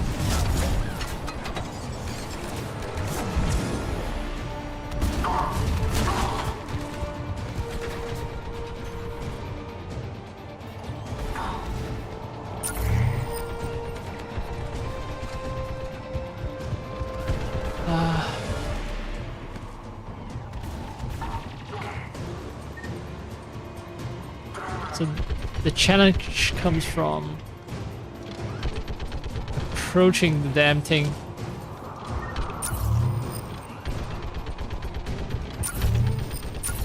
We have to get up there and activate those AA guns manually. Ah, that's it. There aren't any surprises.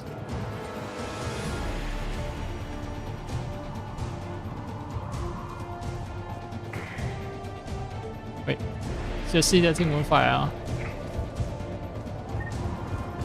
Cause I don't want no surprises.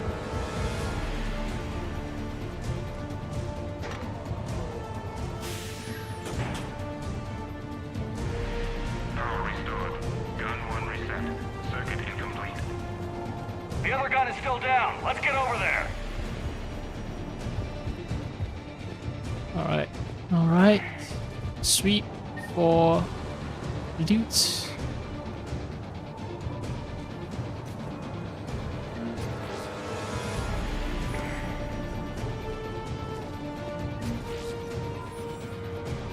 to be extra certain now, actually.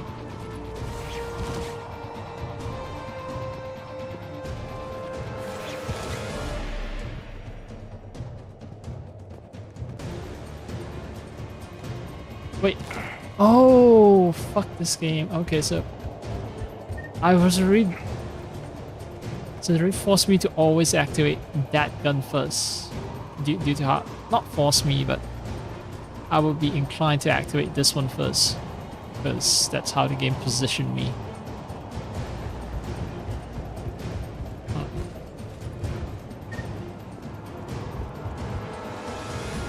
It's gonna be a firefight. Incoming. Failure at junction. Repair and reset. Okay, one of us has to make these repairs.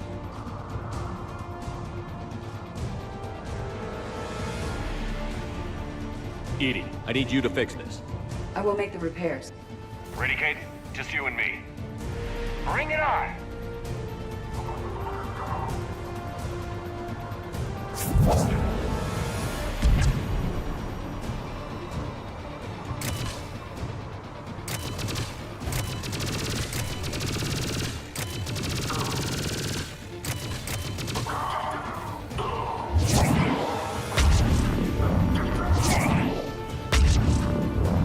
How are the repairs coming?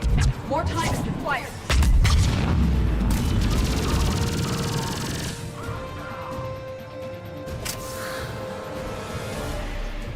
Wait. Something is alive down there. Oh, it's invisible enemy.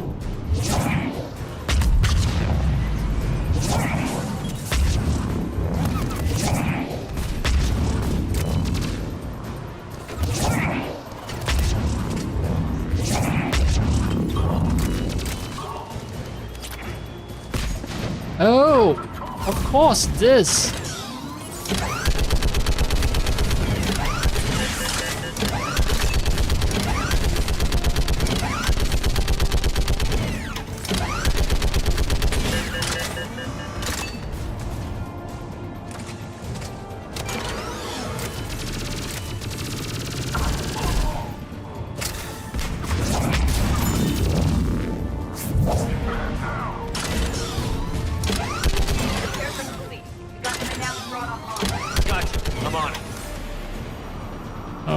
Alright.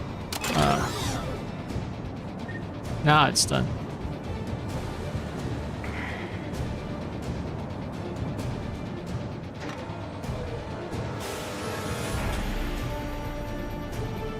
Power restored.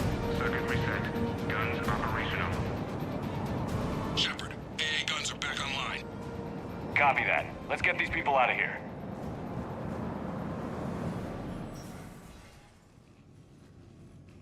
Okay, the guns are already picking Cerberus ships out of the sky.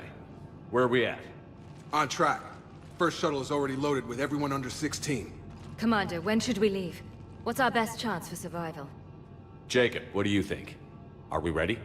Almost. We could go now. There's no do-overs here. Agreed. We get one shot. And we don't want to leave anything behind that could strengthen the elusive man's cause. Your call. Wait for my go. You can begin the evacuation from the command terminal. Got it. Evacuation level is Alpha. Cooperation is vital. Personal log, Brain Co. With Jacob's help, we have managed to ascertain that several of our colleagues were in fact killed. Contracts terminated is what Cerberus called it. Makeda, Scott, Daniel, Chunhei, Anika, and so many others. I didn't even know about it. All of them gone, disappeared without a trace, just like that. We should have left sooner. I don't know why we waited for so long. I can't remember what seemed so important that we had to stay just one more day. What was I thinking? Okay, so basically option not to evacuate immediately is time for me to soak in more dumbass lore. And credits! Not the evacuation console.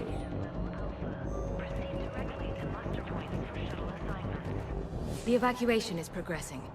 Is there anything else? What kind of work did you... Until the elusive man. That tech... It also strange. All right, so no new dialogue. Life No is new full of dialogue. uncomfortable irony. Thanks, Doctor. Thank you again for everything.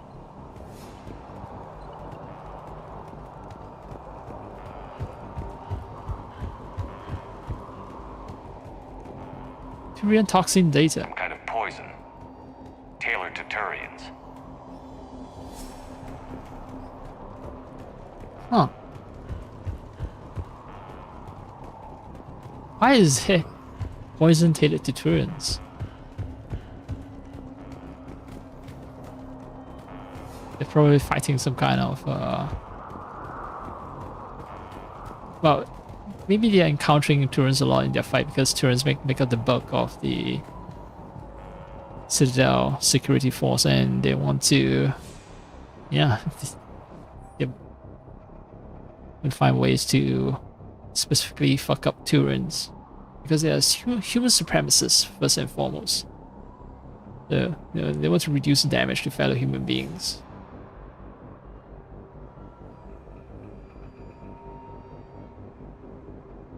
Alright, this one I've read before. Good thing I actually stayed because I missed some things in my early explorations.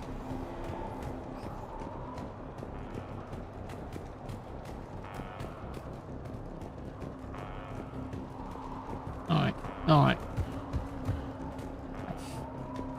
Pretty sure I've cleaned our place up.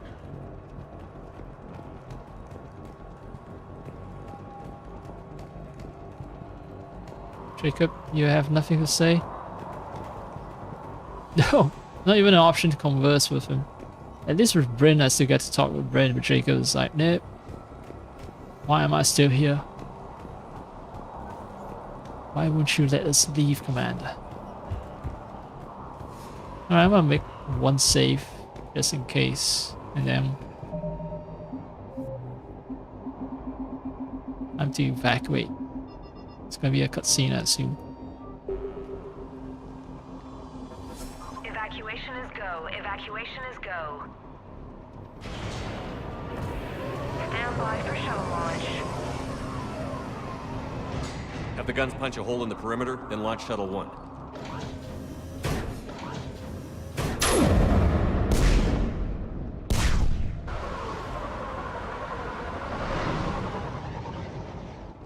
Shuttle 1 is away.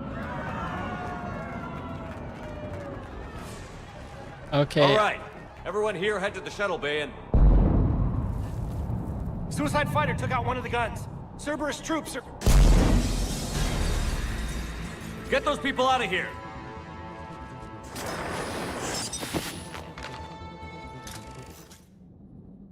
This is basically Empire Strikes Back, except, you know, with Mass Effect characters.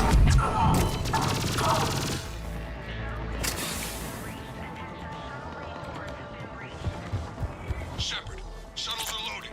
We need you at the landing area to make sure they get away. I'll meet you down there.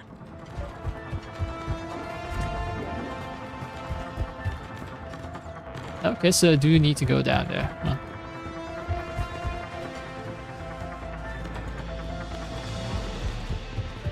Alright. Lock. Okay, great, great, great. Cuts down on exploration.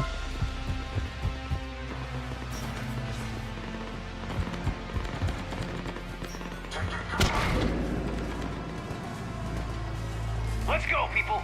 Clear the shuttle bay first so we can bring the door up, then get out to the landing pad. Understood.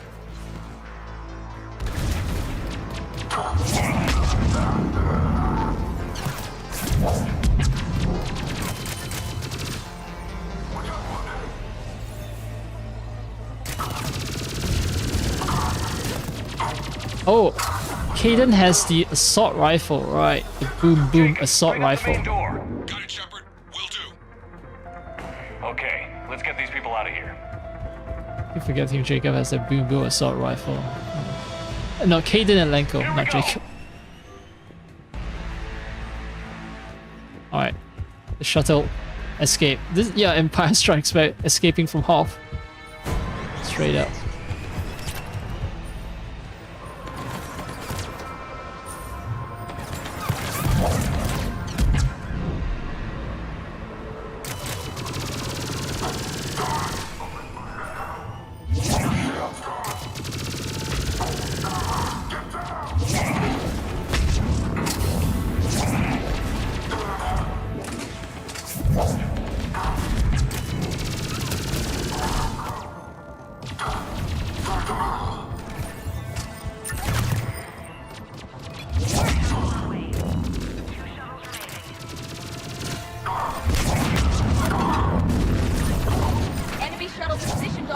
landing.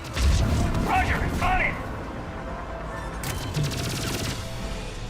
Yeah. I think with enough firepower I can destroy the shuttle, but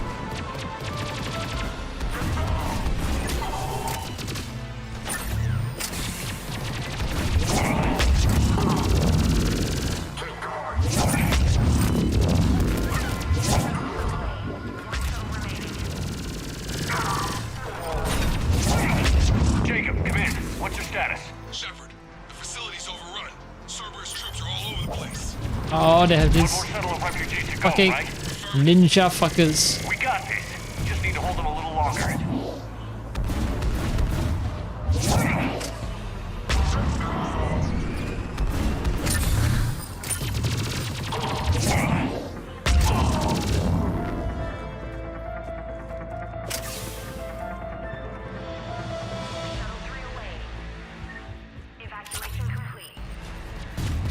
Oh. Big company.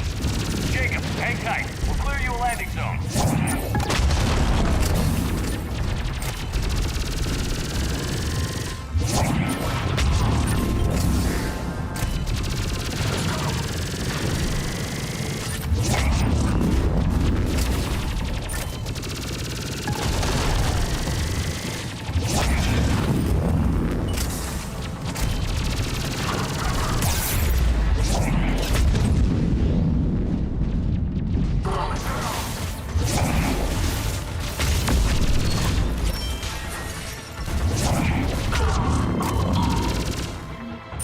Jacob, landing area cleared. This place is crawling. Bring the shuttle to you. Roger that. Oh, wow, that was intense.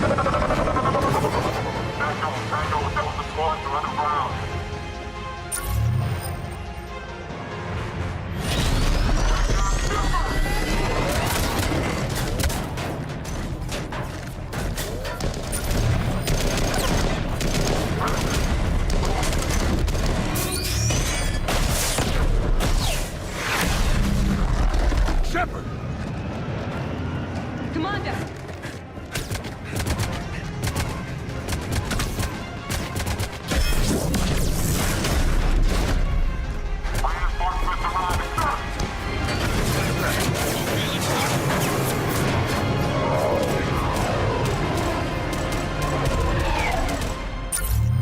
Out by the skin of our teeth again, eh, Shepard?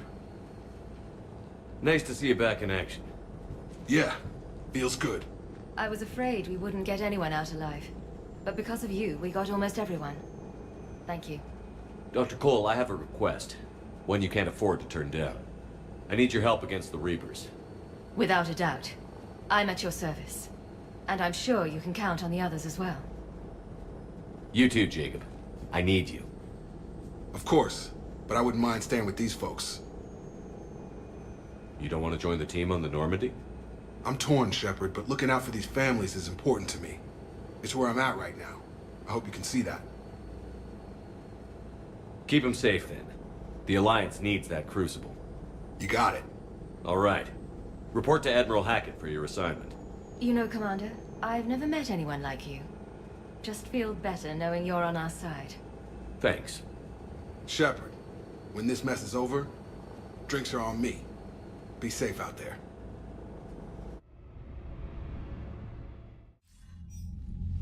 Hackett here. I'm sending you a large team of scientists. I have the dossier. They're all Cerberus defectors. Keep them safe. Will do, and I'll put them straight to work on the Crucible. Jacob Taylor is with them and is already working to find a place for the families. He'll be a valuable asset as well. Snagging Dr. Cole from the elusive man is a coup. Having her on our side could be a huge win for us. The sooner we can get the Crucible finished, the better I'll feel. I'm with you. Shepard out.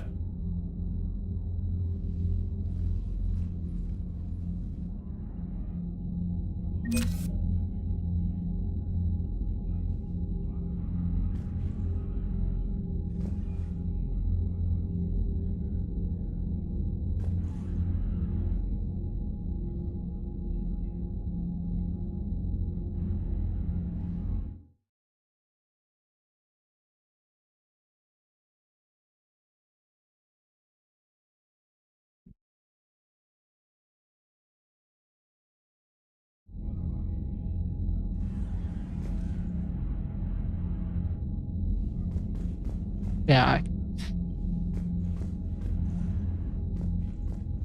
Kinda wasn't paying attention. What happened? I talked with Admiral Hacker about something. About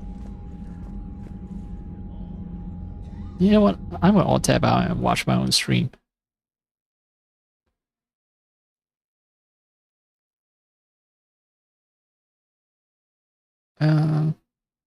Where is my stream?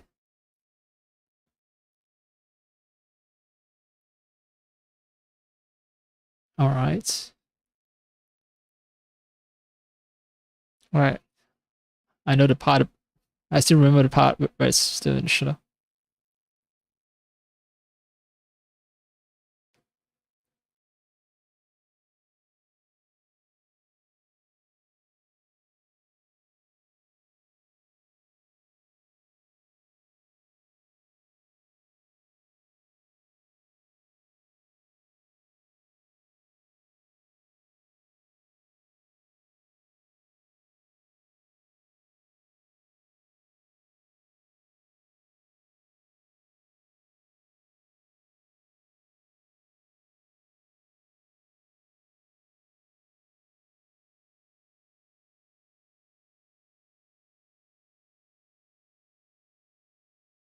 Okay. Yeah, cutscene is so devoid of content that I just completely zone out of it.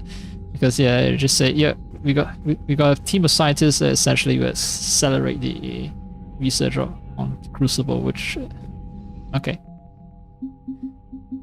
Yeah. Ex-Cerberus scientists. Elusive man's search for humanity's best attracted many renowned scientists. Cerberus offered generous salaries, brand new facilities, and unfettered research budgets. Despite these lavish perks, some began to worry about the ethical ramifications of their work. The scientists rescued from codex were among the first to leave Cerberus. They diligently helped to construct the Crucible.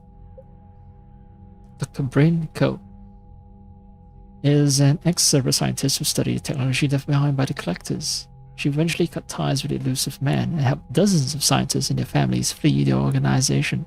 The Doctor has joined the Crucible project using the knowledge gained during her employment with Cerberus to help build the weapon. Dr. Gavin Archer was a well-known synthetic intelligence specialist from Terra Nova who disappeared years ago to work with Cerberus. Now that he's parted ways with his former employer, Archer is among the scientists working on the Crucible. His study of VIs and AIs, in particular the Geth, gives him unique insights into parallel processing and inter-system communication that have already improved the weapon's efficiency. Jacob Taylor, after helping Commander Shepard destroy the Collectors. Right, Gavin Archer was due to torture his brother, right? Yeah, I remember him. Anyway, Jacob Taylor. After helping Commander Shepard destroy the Collectors, Jacob Taylor cut his ties with Cerberus. He joined a war following an attack on safe house for former Cerberus operatives, where he was hiding out. Jacob turned down formal reinstatement into the Alliance Marine Corps. Feeling his past with Cerberus disqualified him from their company. Taylor is instead a consultant, advising the Alliance on Cerberus tactics and defenses. He also participates in missions that target the elusive man's holdings. Yeah, so he has a strong sense of honor. It's like, okay, I have a really shady past, and he thinks about the glory of the unit. So, like, my military unit should not be stained by disgraceful people like me rejoining it. But still, he'll work in an unofficial capacity. Or maybe because hiring himself out as a private contractor paid way more than joining the Alliance military. Who knows?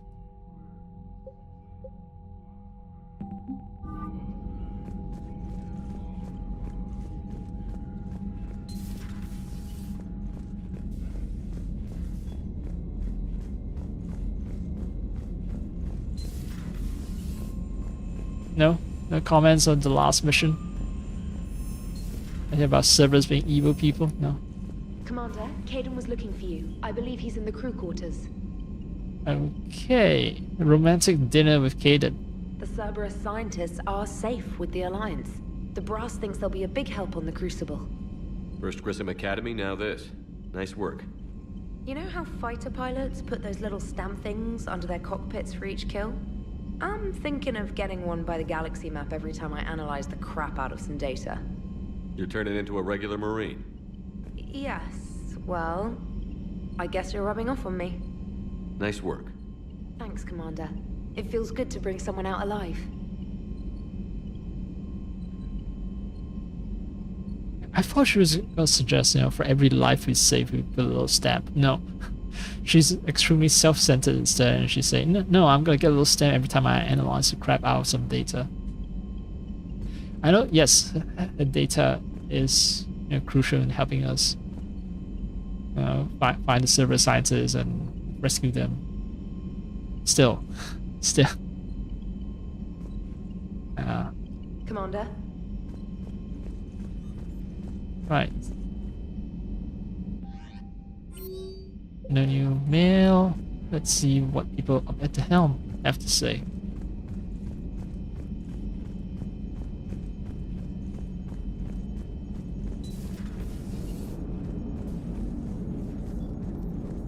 What's on your mind, Edie?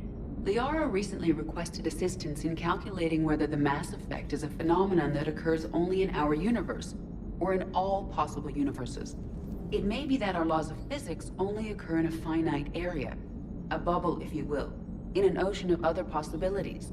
I am speculating whether, if you went far enough out, or created enough energy, you could reach a place where 1 + 1 = 3. Everything would change. All energy, all matter, all the underlying math of the universe would be unrecognizable to us. Why? What were you thinking? I'll get back to you on that. No, I actually thought about that before already. Yeah, so... yeah, indeed. Right, so... this has to do with cosmology, right? So... standard model that most people sort of subscribe to is, well, they believe in Big Bang, and then because there's a force that seems to be... we've seen the universe's expansion accelerating, and from that we infer that this rate of acceleration will just keep going up. You know, well, the rate of... I'm not sure if the rate of acceleration will be maintained or whether it will go up, but the point is the expansion of the universe will just happen faster and faster. That's the consensus. So because the universe is essentially stretched thin, the universe will suffer a heat death because there's not enough energy to, you know, perform any sort of chemical reactions or, yeah, any action at all, really, because it's all stretched in. So it's heat death of the universe. That's the eventual fate. That's the most subscribed model. But there have been recent studies that show that, okay, it might not be true, because it's not guaranteed to always be accelerating. It's possible that at some point there's going to be a rebound phase. You know, there's no way for us to know the future. We do not know the dynamics. So a lot of people have talked about dark matter, but what's not spoken about as well is dark energy. So there is some force somewhere that we haven't quite figured out what it is that's responsible for accelerating the expansion of the universe.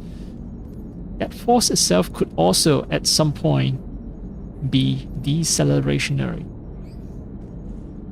Yeah, because it's dark, right? We cannot observe it, we do not know its properties. We cannot make accurate predictions about it, right? And it's a huge chunk of the energy, like, okay, since I'm starting to yap. So all of this actually has to do about law of physics breaking at the boundary or the edges of the universe. Yes, so the point is, yeah, shit. I need to find out what was Mag again.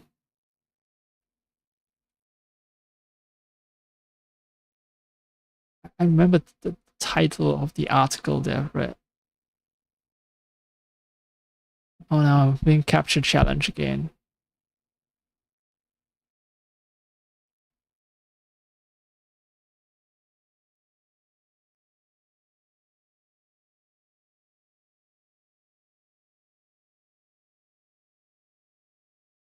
Yeah, it's an article called Heat Death for the Universe is Not Guaranteed. Life need not ever end. So why? Because new interpretations of the laws of thermodynamics suggest the infamous heat death hypothesis, which foretells the end of all life and organization in the universe, might not hold.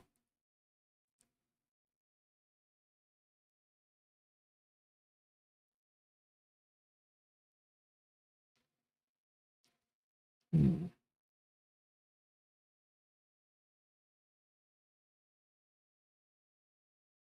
Okay, so this is a sentence from that article from Noema magazine, written by someone who's knowledgeable in physics, interviewing a bunch of other physicists. So it's not bunk. Okay, it's not some insane conspiracy theories shit. Actual professors of physics in colleges of physics that are responsible in part for the content that I'm about to read here.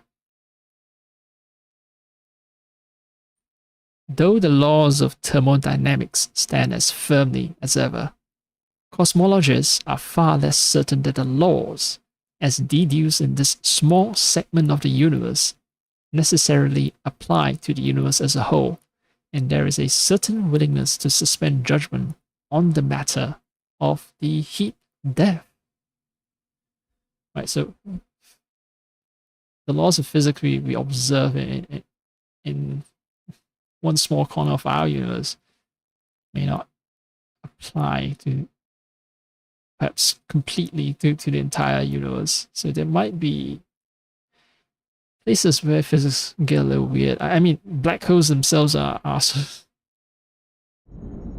well, they obey the law of physics, but beyond a certain point, because of loss of information, we do not know if we can observe the black hole, right? We can see inside the black hole.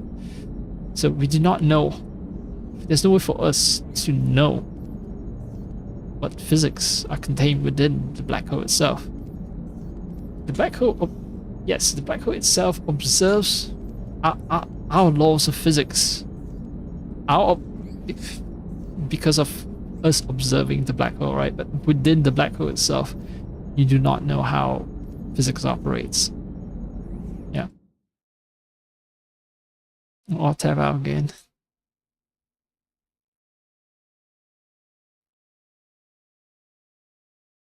Someone typed it. I'm just restating what the article told me, but I do like it when I restate something, I develop a better understanding of it. So yeah, essentially, this, you know, within, let's say, you can observe the black hole observing our laws, our physical laws. But due to that very physical law, where information cannot escape, there is no reliable way. Well, some people have said that not true. There's possibility of virtual information leakage. You know, what lies?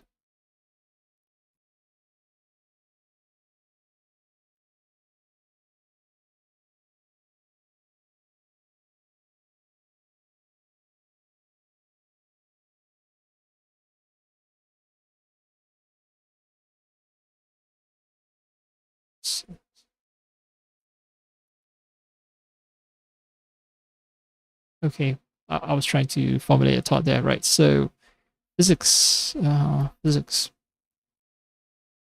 Oh, fuck.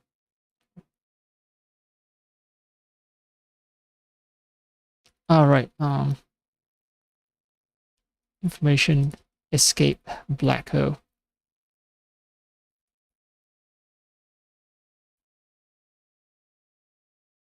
Can information escape a black hole? But there can be exceptions. Okay, so quantum magazine, which I also kind of sort of respect, so I trust that information there is solid. So yeah, it's possible for there are some exceptions then. Black hole information paradox.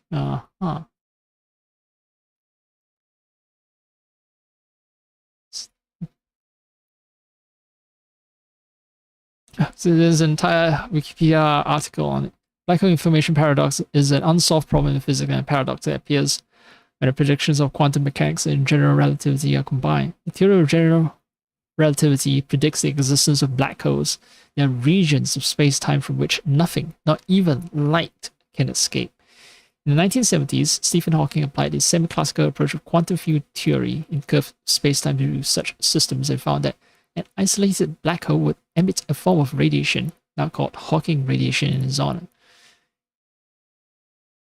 He also argued that the detailed form of the radiation would be independent of the initial state of the black hole, and depend only on its mass, electric charge, and angular momentum.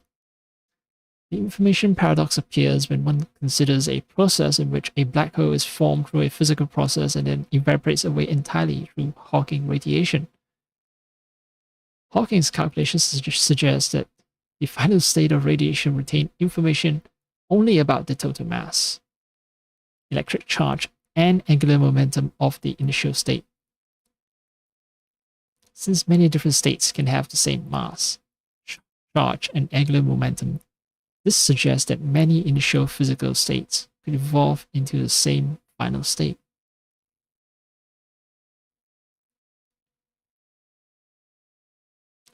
Therefore, information about the details of the initial state would be permanently lost.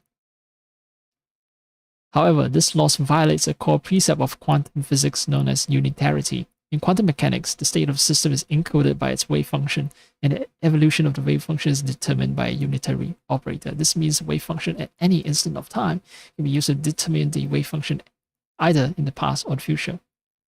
Hawking radiation would seem to conflict with the unitary principle. In 1993, Don Page argued that if a black hole starts in a pure quantum state and evaporates completely by a unitary process, the von Neumann entropy of the Hawking radiation initially increases and then decreases back to zero when the black hole has disappeared. This is called the Page curve. It is now generally believed that information is preserved in black hole evaporation. For many researchers, deriving the Page curve is synonymous with solving the black hole information puzzle. The views differ as to precisely how Hawking's original semi-classical calculation should be corrected. In recent years, several extensions of the original paradox have been explored. Taken together, these puzzles about black hole evaporation have implications for how gravity and quantum mechanics must be combined. The information paradox remains an active field of research in quantum gravity. Yeah, so we're starting to get into some really, really, like, fringe territory here, so I won't go any deeper than that Wikipedia article. You have anything else to say, Edie? Hello, Shepard. After making me go on an insanely long tangent about black hole information paradox and how it's actually possible that in certain places in space, like what we know as rock solid physical laws that we know here, they might be a little different in far distant reaches of the universe. How's Jacob? He'll be okay. Glad to hear it. Nice to see those Cerberus scientists come to their senses. After everything he's done, the elusive man can't pretend he's fighting for humanity. Anyone who isn't indoctrinated has to see that by now. Glad we got out early. Commander? Alright.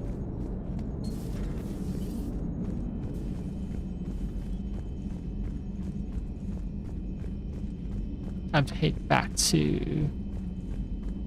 Liara mentioned something about possibly meeting you on the Citadel next time you're there. Oh no, I have to delay that as much as possible. Commander? I haven't had my flings yet.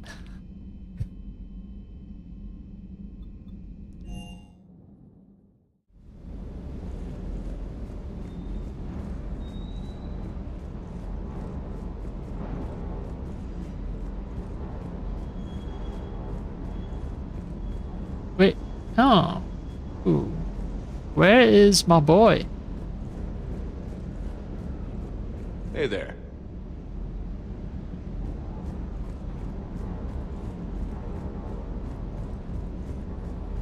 Hey, you see your buddy? The munitions you carry into the field deserve at least a triple check. Everything is in order. Everything is in order. Okay. You're responsible for keeping everything I own in good shape.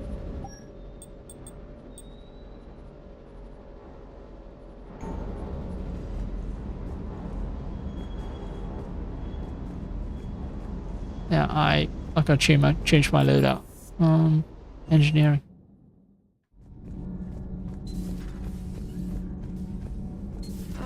I'm falling down tired. I need a folding chair or something.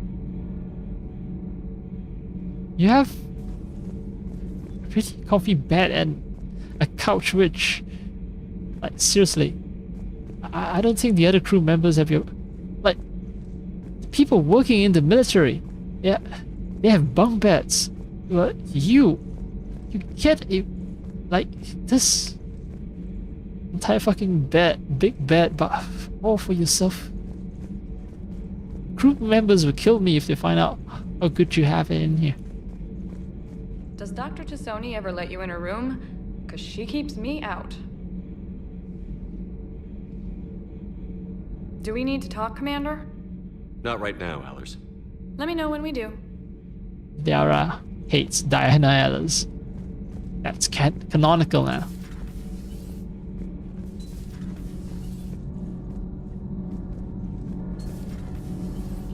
Have you seen the new poker table up in the lounge?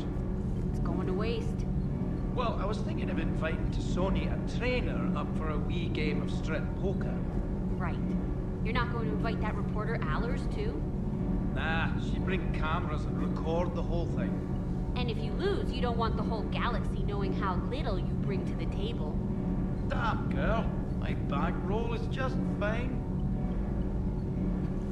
My back row. Oh, imagery. So that also implies that they're still using. They're not using credits then. They're using like paper currency, roll paper currency. Because in the Mass Effect future, you need to be familiar with what a bankroll is, the shape of it, for you to make that joke just now. Oh, my bankroll is just fine. You know, it's not little.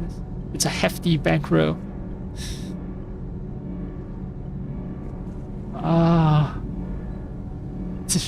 Dialogue is written by 21st century American humans. Commander. Commander. All propulsion systems are running optimal. Let me bath in the radiation a bit. Thank you, radiation.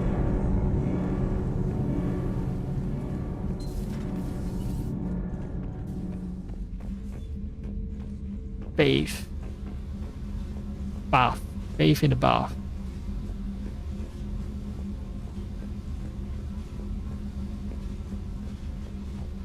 But bask. B-A-S-K. Bask. Bask in the radiation. Just like you bask in sunlight. Sunlight is a form of radiation.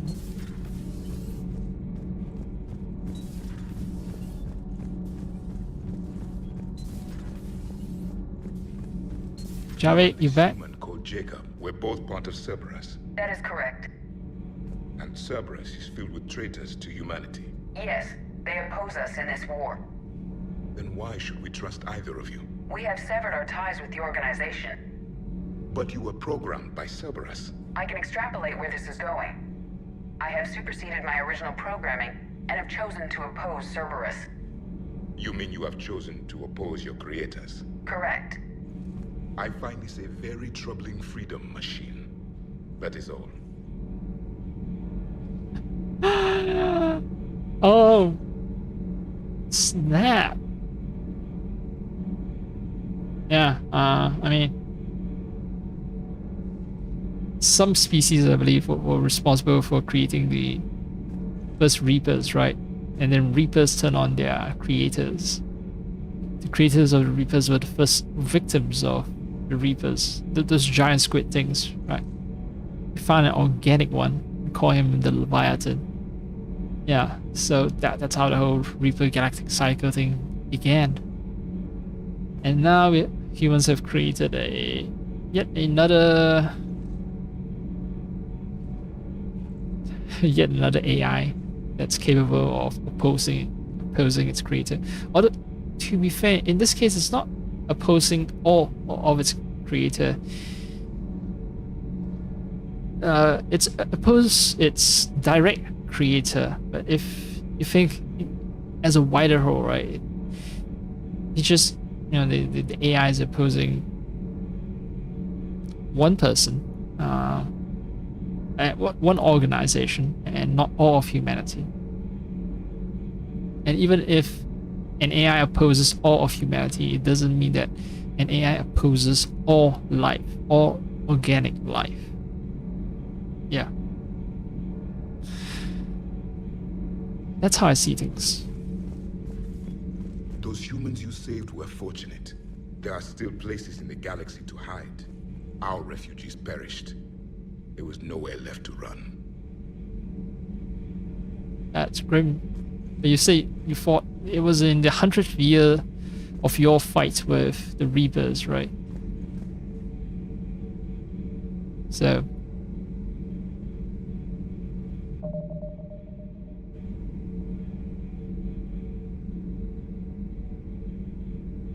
okay. Not shoes as humans would conceive of them.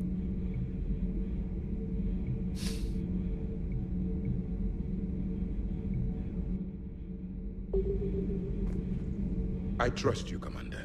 When you say you no longer expedite Cerberus's goals. Otherwise... You would have killed me already. Perhaps later, Commander. Perhaps later, Commander.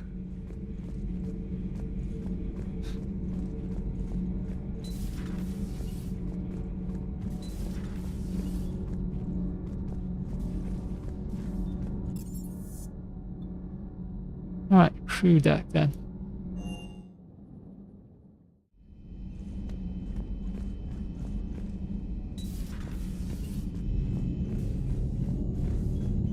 Oh, Caden. Hey, what's going on? Oh, fuck. You got a minute? It's... Sure, Caden. What's up? You know, I've just been sitting here thinking. Uh-oh. Okay, hit me with it. So those Cerberus scientists, they were good people. What do you mean? I mean, Dr. Cole and her team, they seemed like good people. Knowing that, what do we do? I mean, what if there are more like them trapped inside Cerberus struggling to get out? Okay, basically asking if you should show mercy to Nazis. The simple question is, simple answer is no. If there isn't something wrong with you already, that you wouldn't be joining Cerberus at all. Right? Joining Cerberus shows that there's something seriously wrong with your principles that you hold. Yeah, essentially. There's no way for you to wash away this sin of, you know, quote unquote sin. I don't like religious concepts. But yeah, there's no way to hide the fact that you join Nazis. You know, you can't say, I'm reformed now. You forever, that's a foreverly forever indelible mark, or stain upon your name forever. That people should be on guard against you because you are someone who exercises extremely terrible judgments, and you cannot be allowed to exercise all your rights in a society because you're the sort of person who will set fire to a house because you just like to watch it burn. You are insane. You're certifiably insane. So no such thing as being fucking trapped in Cerberus. That's my personal opinion. But I know this game is written by Americans who, through Operation Paperclip, rehabilitated a bunch of Nazis. So so Shepard in this game will have to bend the knee, conform to the Americans' idea of morality. Let's ask Caden, like, what does he think about people trapped inside Cerberus struggling to get out? Tell me what you think we should do. I don't know, Shepard. These are the hard calls. I mean, the decision to sacrifice the one for the many, the choice to leave someone behind till you're in that moment. So, yeah, I don't know. Yes, but Nazis reaches out for help. Sure, fine. Anyone that comes forward, like these people, we help, no matter what. That's the best we can do. I know. Sometimes the best we can do won't feel like enough, but it's all we've got. So the scientists that put you back together, that saved your life, they were good people. They were professionals. I didn't know them all. And the elusive man? Was he a good person? Once?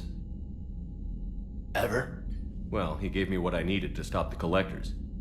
Right, exactly. But so you never saw this coming from them? From him? Sorry. I'm not sure what I want you to say here. I guess I'm just looking for some sort of insight on the elusive man. Something. I have no fucking clue, man. Maybe the game designers needed another enemy faction, or they want to complicate the story a bit more. That's why elusive man just sort of swings wildly between being good and being evil. But come on, he's a space racist. How good a space racist can ever be? Even if he quote unquote meant well, he has some hidden agenda somewhere that's utterly evil. If you want to start using morality terms, right? Good and evil, right? So yeah, look, he's a space racist. He is by definition evil. Whatever good you saw was pretense at best. Back then, he wanted the best for humanity, and he had resources to spare. But then it became humanity first, and at any cost. And that's a very different thing. But this? No. I never saw this coming from him. Okay. Well, thanks, Shepard. I'm glad we could talk about this. Meanwhile, you should find a way to take your mind off things. I know. Joker did ask me to give him some poker tips. He keeps losing his shirt to James. Good luck with that. Joker has a terrible poker face. Great. Well, I like a challenge. See you around. You bet. Haha, lighthearted joke time. Humanity first at any cost. I'm glad I'm playing this game in 2026. Humanity first at any cost. Why is that such a familiar term? Like perhaps America first? Nah, that couldn't be. Hey, if you get a moment, we should head out to the Citadel for a snack. I know a place that still has steak. Steak. Still has steak. Real steak, not this synth beef. Because Earth is now Cyberpunk 2077. I should get back to this report. I'll catch you later, Shepard. Alright. I should get back to this report. I'll catch you later, Shepard. Yeah. He is working hard on the report. I know there's nothing, I don't know what. Oh. What do they read here? Not even a book title. Alright, fine.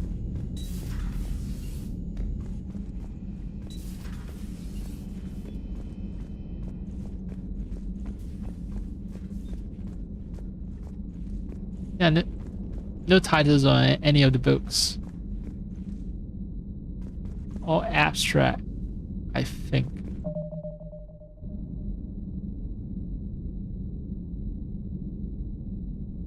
Some of them, yeah, they deliberately, like,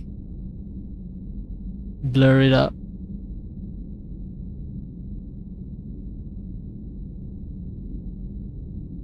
You zoom in real close though. Oh. Yeah, it's 3D objects with the blurriest texture ever. It's 3D, you can tell.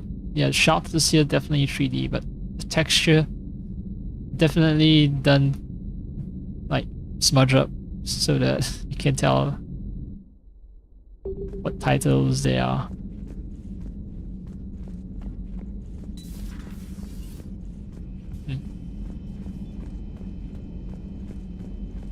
Are you sure you want to play this game? What's the matter, Vicarian? You chicken? I don't even know what that is, though I've heard everything in the galaxy tastes like it. But if you're suggesting I'm scared, game on, Vega.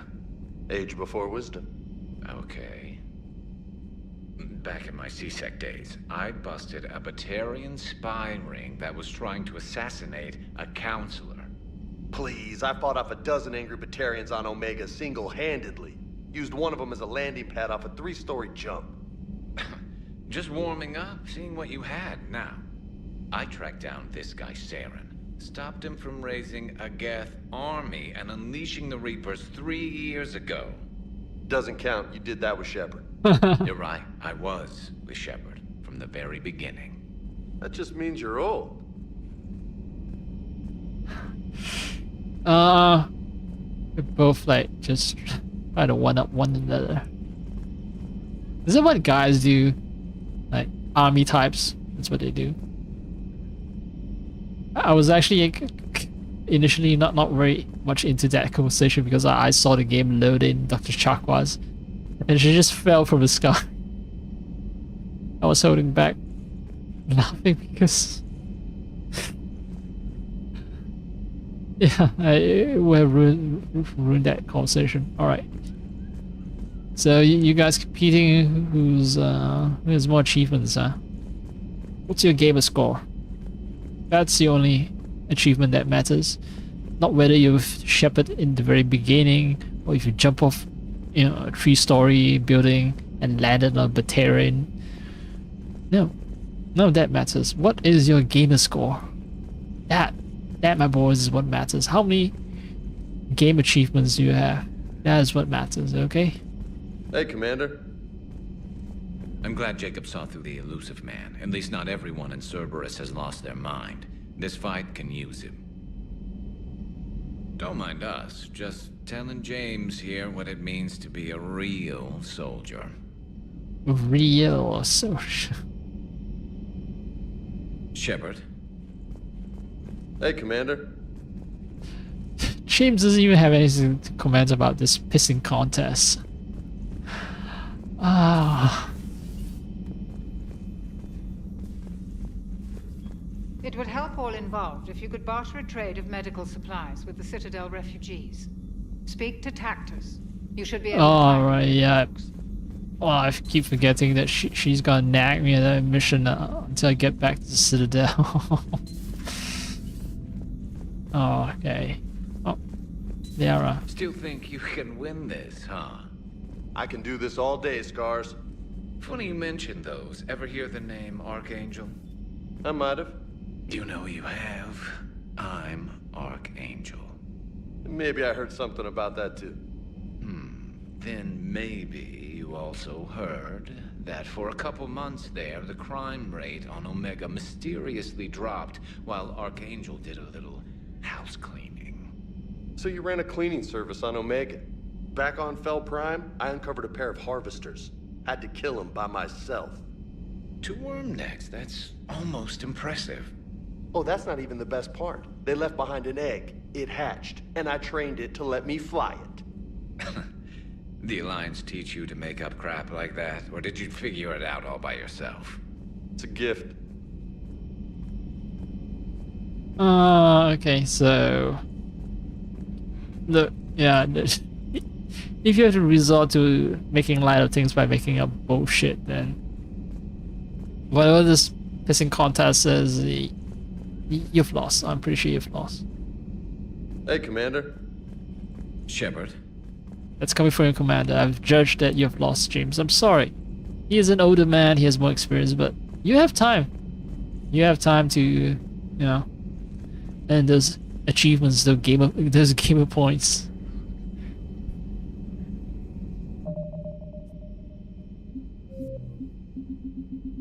I forgot I never saved when I got back on Normandy. Have we heard from Agent DeTrace yet? She has not reported in for over 8 hours, Doctor. She was stationed on Valchir when the Reapers invaded. I think we can assume what happened. Inform Agent Calamus he's now in charge of reporting Reaper activity past the Loas relay. Well, 1 agent lost. Sad. Super sad. Email from Jacob Taylor to Dr. Bryn Co. I miss you, Bryn. I'm glad you're back there. Fighting is going to get tough when we push out with the Crucible. I've gotten a code showing from people who know I used to work for Cerberus. Can't say I blame them, especially after what happened on the Citadel. I've been able to teach other soldiers how Cerberus fights, though. They may be wearing new equipment, but I know their tactics. I love you, Bryn. Take care of yourself.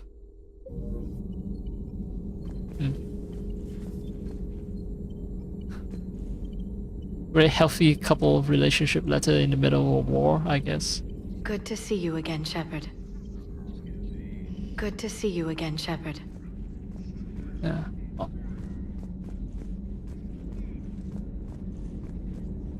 Dara's furnishing is... Wait, does she have a private...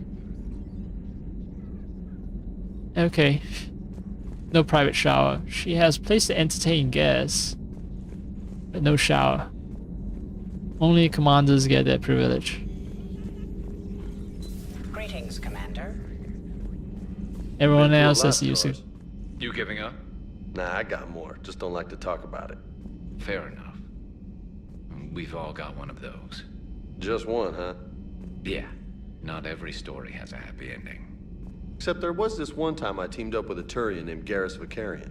He was pretty good with a gun, but he thought he was some kind of hotshot. Yeah, I knew this wise-ass Marine named Jimmy Vega. Sounds like a pole dancer on Omega. Always got on my nerves. But the kid was alright. Had guts when it counted. And together they cured the genophage. And stopped Cerberus from taking over the Citadel. And finally kicked the Reapers from this galaxy and into the next. With a little help from their friends. Nah, it was just us. But mostly me. Okay. Hey, Commander. Shepard.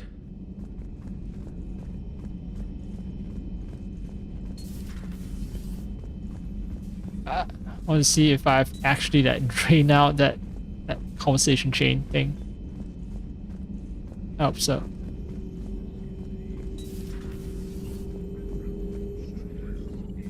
Perhaps we can talk later. Yeah, sounds like you're done. Hey, Commander. Shepard.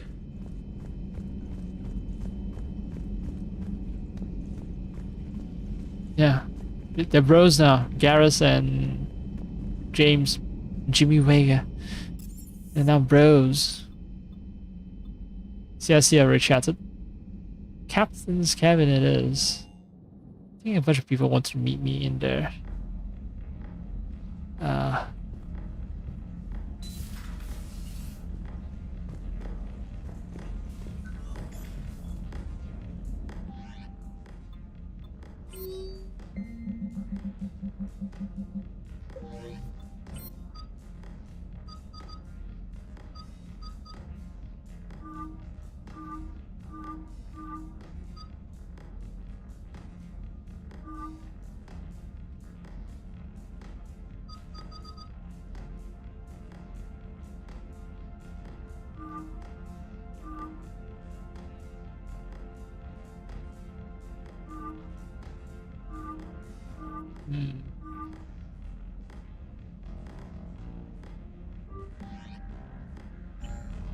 Anyway, where was I? Right. Oh yeah, I thought there were people who wanted to meet me in my chambers or something. Oh yeah. Why the sudden upbeat music?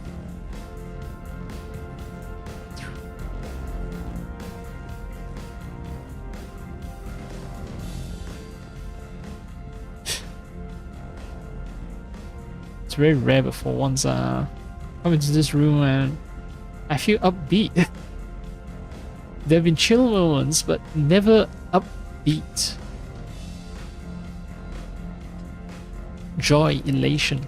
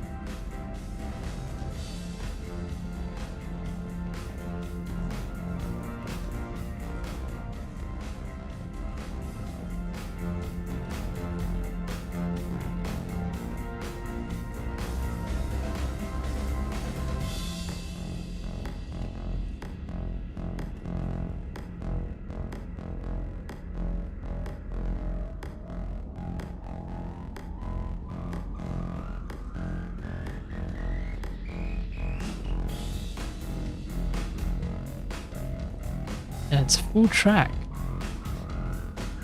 Okay, copyright claim because I let this entire song play.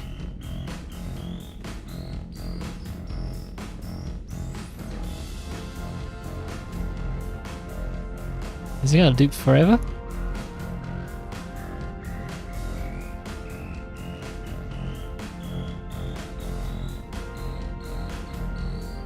Clock functions, by the way.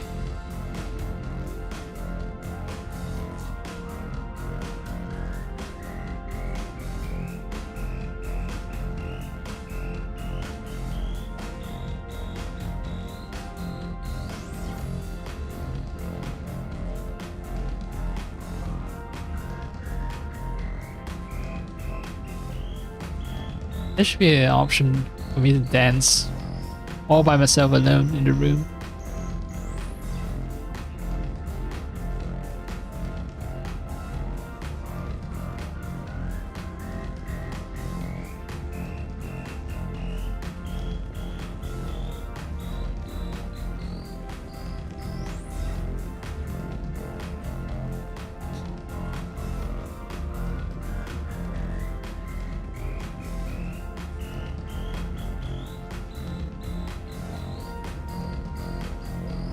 My space sex pad. I have tastefully arranged chests with glowing lights. I have a chess game right here to show people that I'm an intellectual. Wine glasses laid out so that I always entertain guests, and I'm a sophisticated person. Sophisticated enough to drink wine, not beer. Ugh. Beer, space beer. Okay. Now they are shifting to a different song.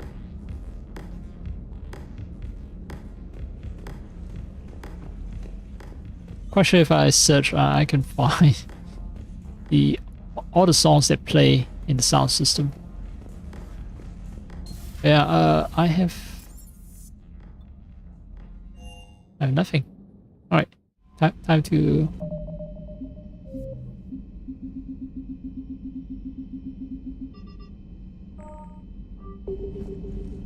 find somewhere to go, someone to kill, some people to murder.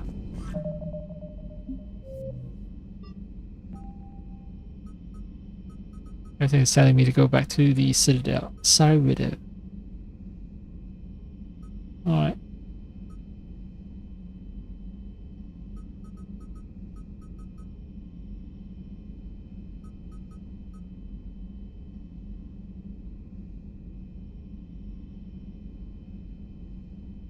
Nimbus Cluster, Hades Nexus. Oh, I need to pay attention to those cluster names. I think I've been to Nimbus Cluster. I've completely forgotten about that. Oh, shit.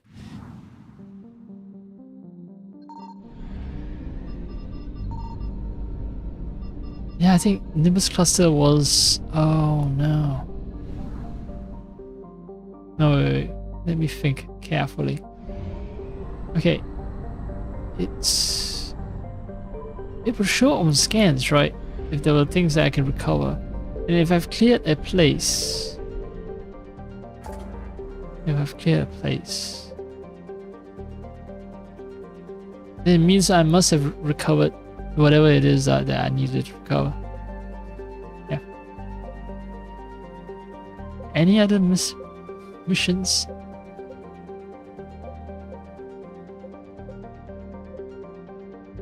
Farim, speak with Corns. That will be the main mission. And avoid that. Helen Treasure.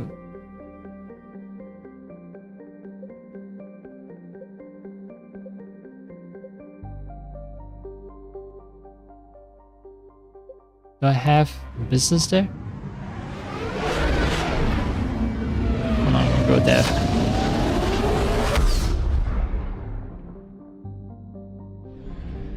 Mika, pass. Kinda familiar.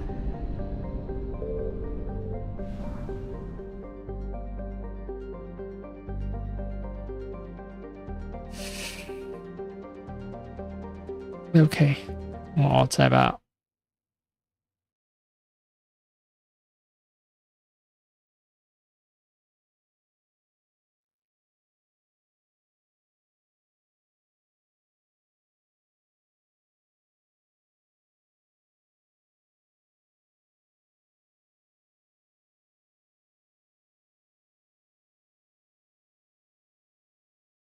Oh no.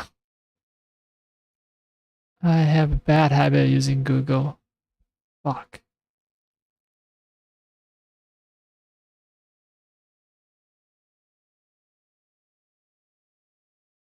Alright, I finally passed the goddamn capture challenge.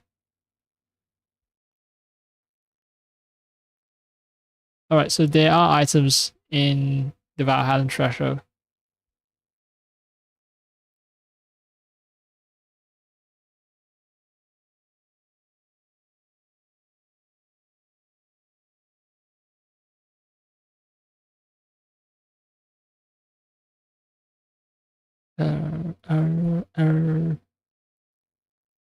Alright.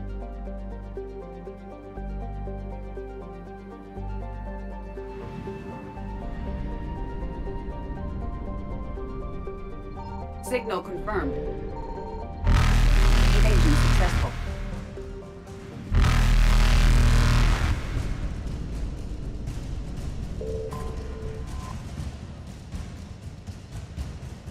Yep, alright.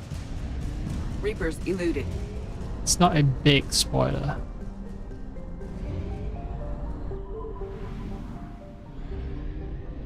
Finding out that there are things that I can loot in the system.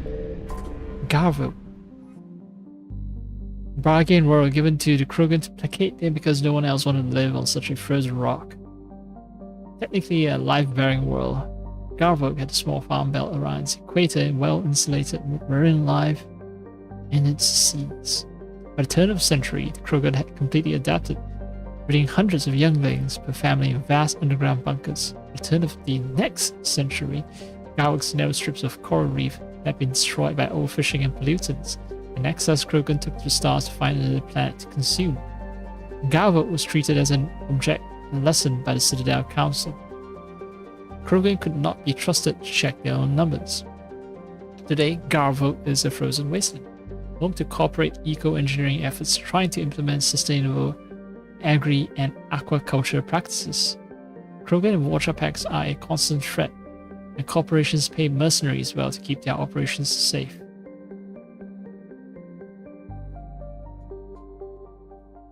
Why would corporations... they're corporations, right? So they will want profit. So sustainable agri and aquaculture practice by they will have difficulty generating profit. And on top of that, you have to pay mercenaries? I don't know, the math don't math. I found for something. me.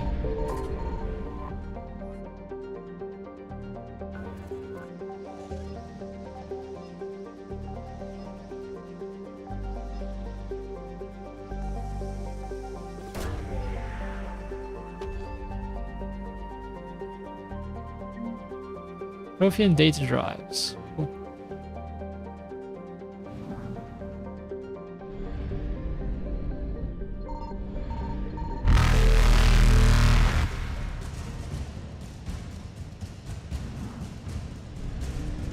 Faster than light jump successful. Micah?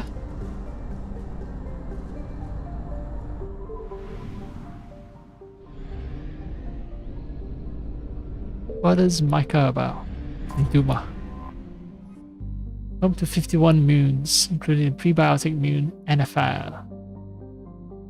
What's prebiotic? Prebiotic means it's about to generate organic life, I assume.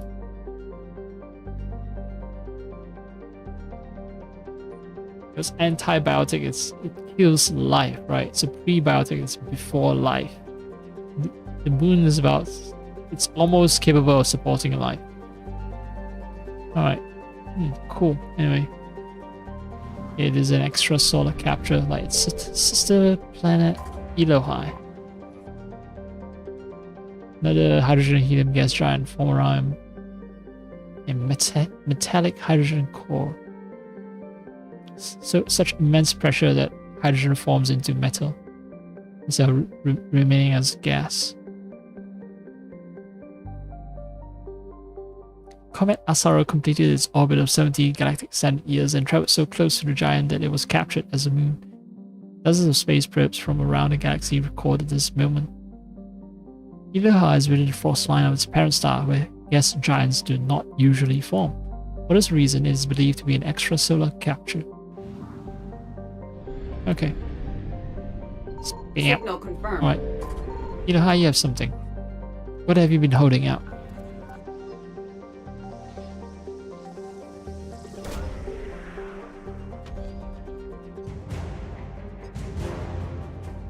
Emergency fuel pods. Okay, some kind of fuel pod design.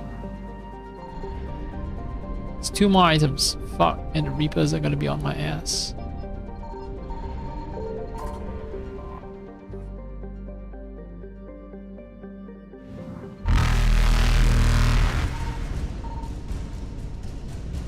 Evasion successful.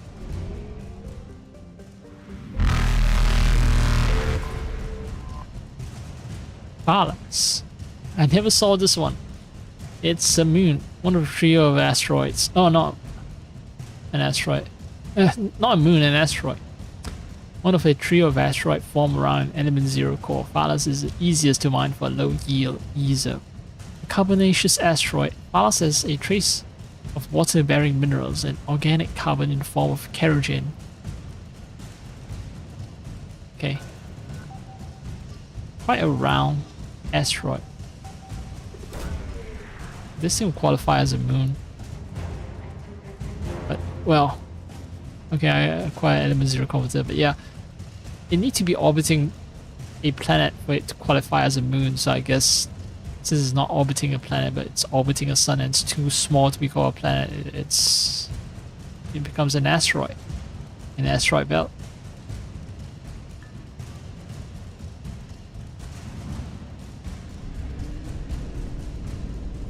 Reapers eluded.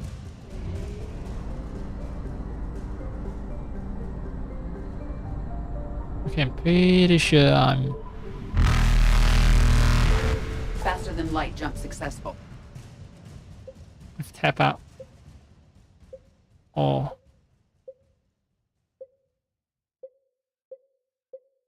other locations that I can get to. On this basin. Right, that looks new. Horsehead, I'm pretty sure I've been to Horsehead.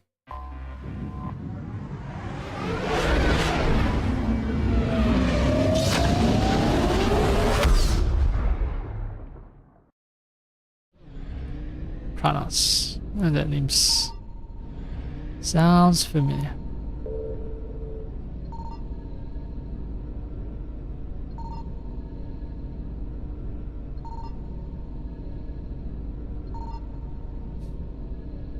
I just enjoy flying through the asteroid fields. Yep, there's Paito. Carbonaceous asteroid.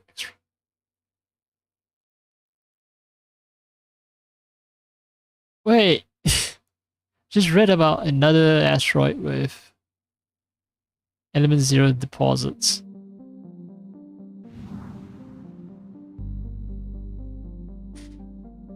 Fine. You know what? I'll get back to Citadel. Try to clear up some quests.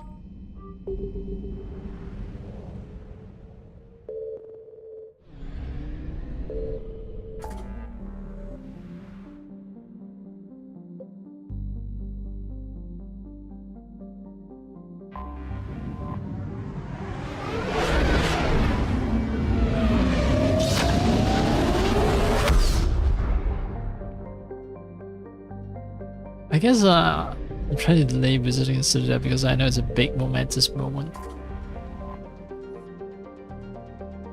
Everything kind of goes bad from here.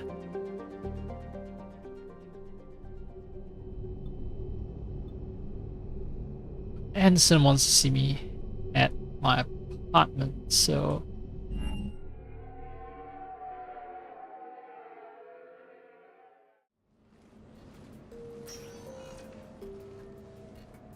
No, his apartment. Not my apartment. I've got Admiral Anderson on the QEC. Patching him through to you now.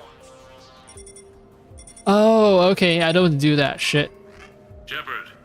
Admiral, how are you holding up? This is the party. Day by day, Commander. Yeah. Good thing I save. Good thing I save. I am going to stop the game. Pretend that it crashed. It didn't.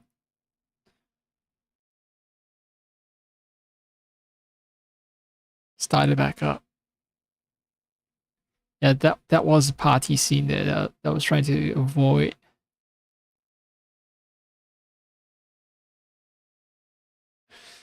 I think I can still land on the Alliance side, but you know what? The sun is right out. Actually, I should be stopping soon.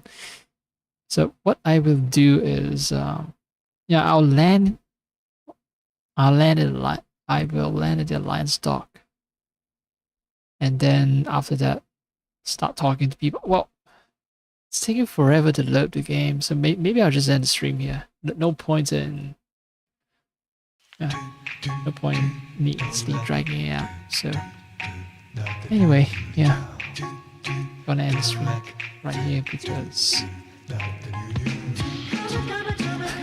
No, I came too close to doing the Citadel party thing. And if I don't want to do the Citadel party thing, I need to walk around the Citadel and talk to a bunch of stuff. There's a bunch of people about a bunch of stuff, then a bunch of quests. Then after that, we can deal with the party. Much awaited party. Yeah, so that's it from me for today. Right. Goodbye, good night.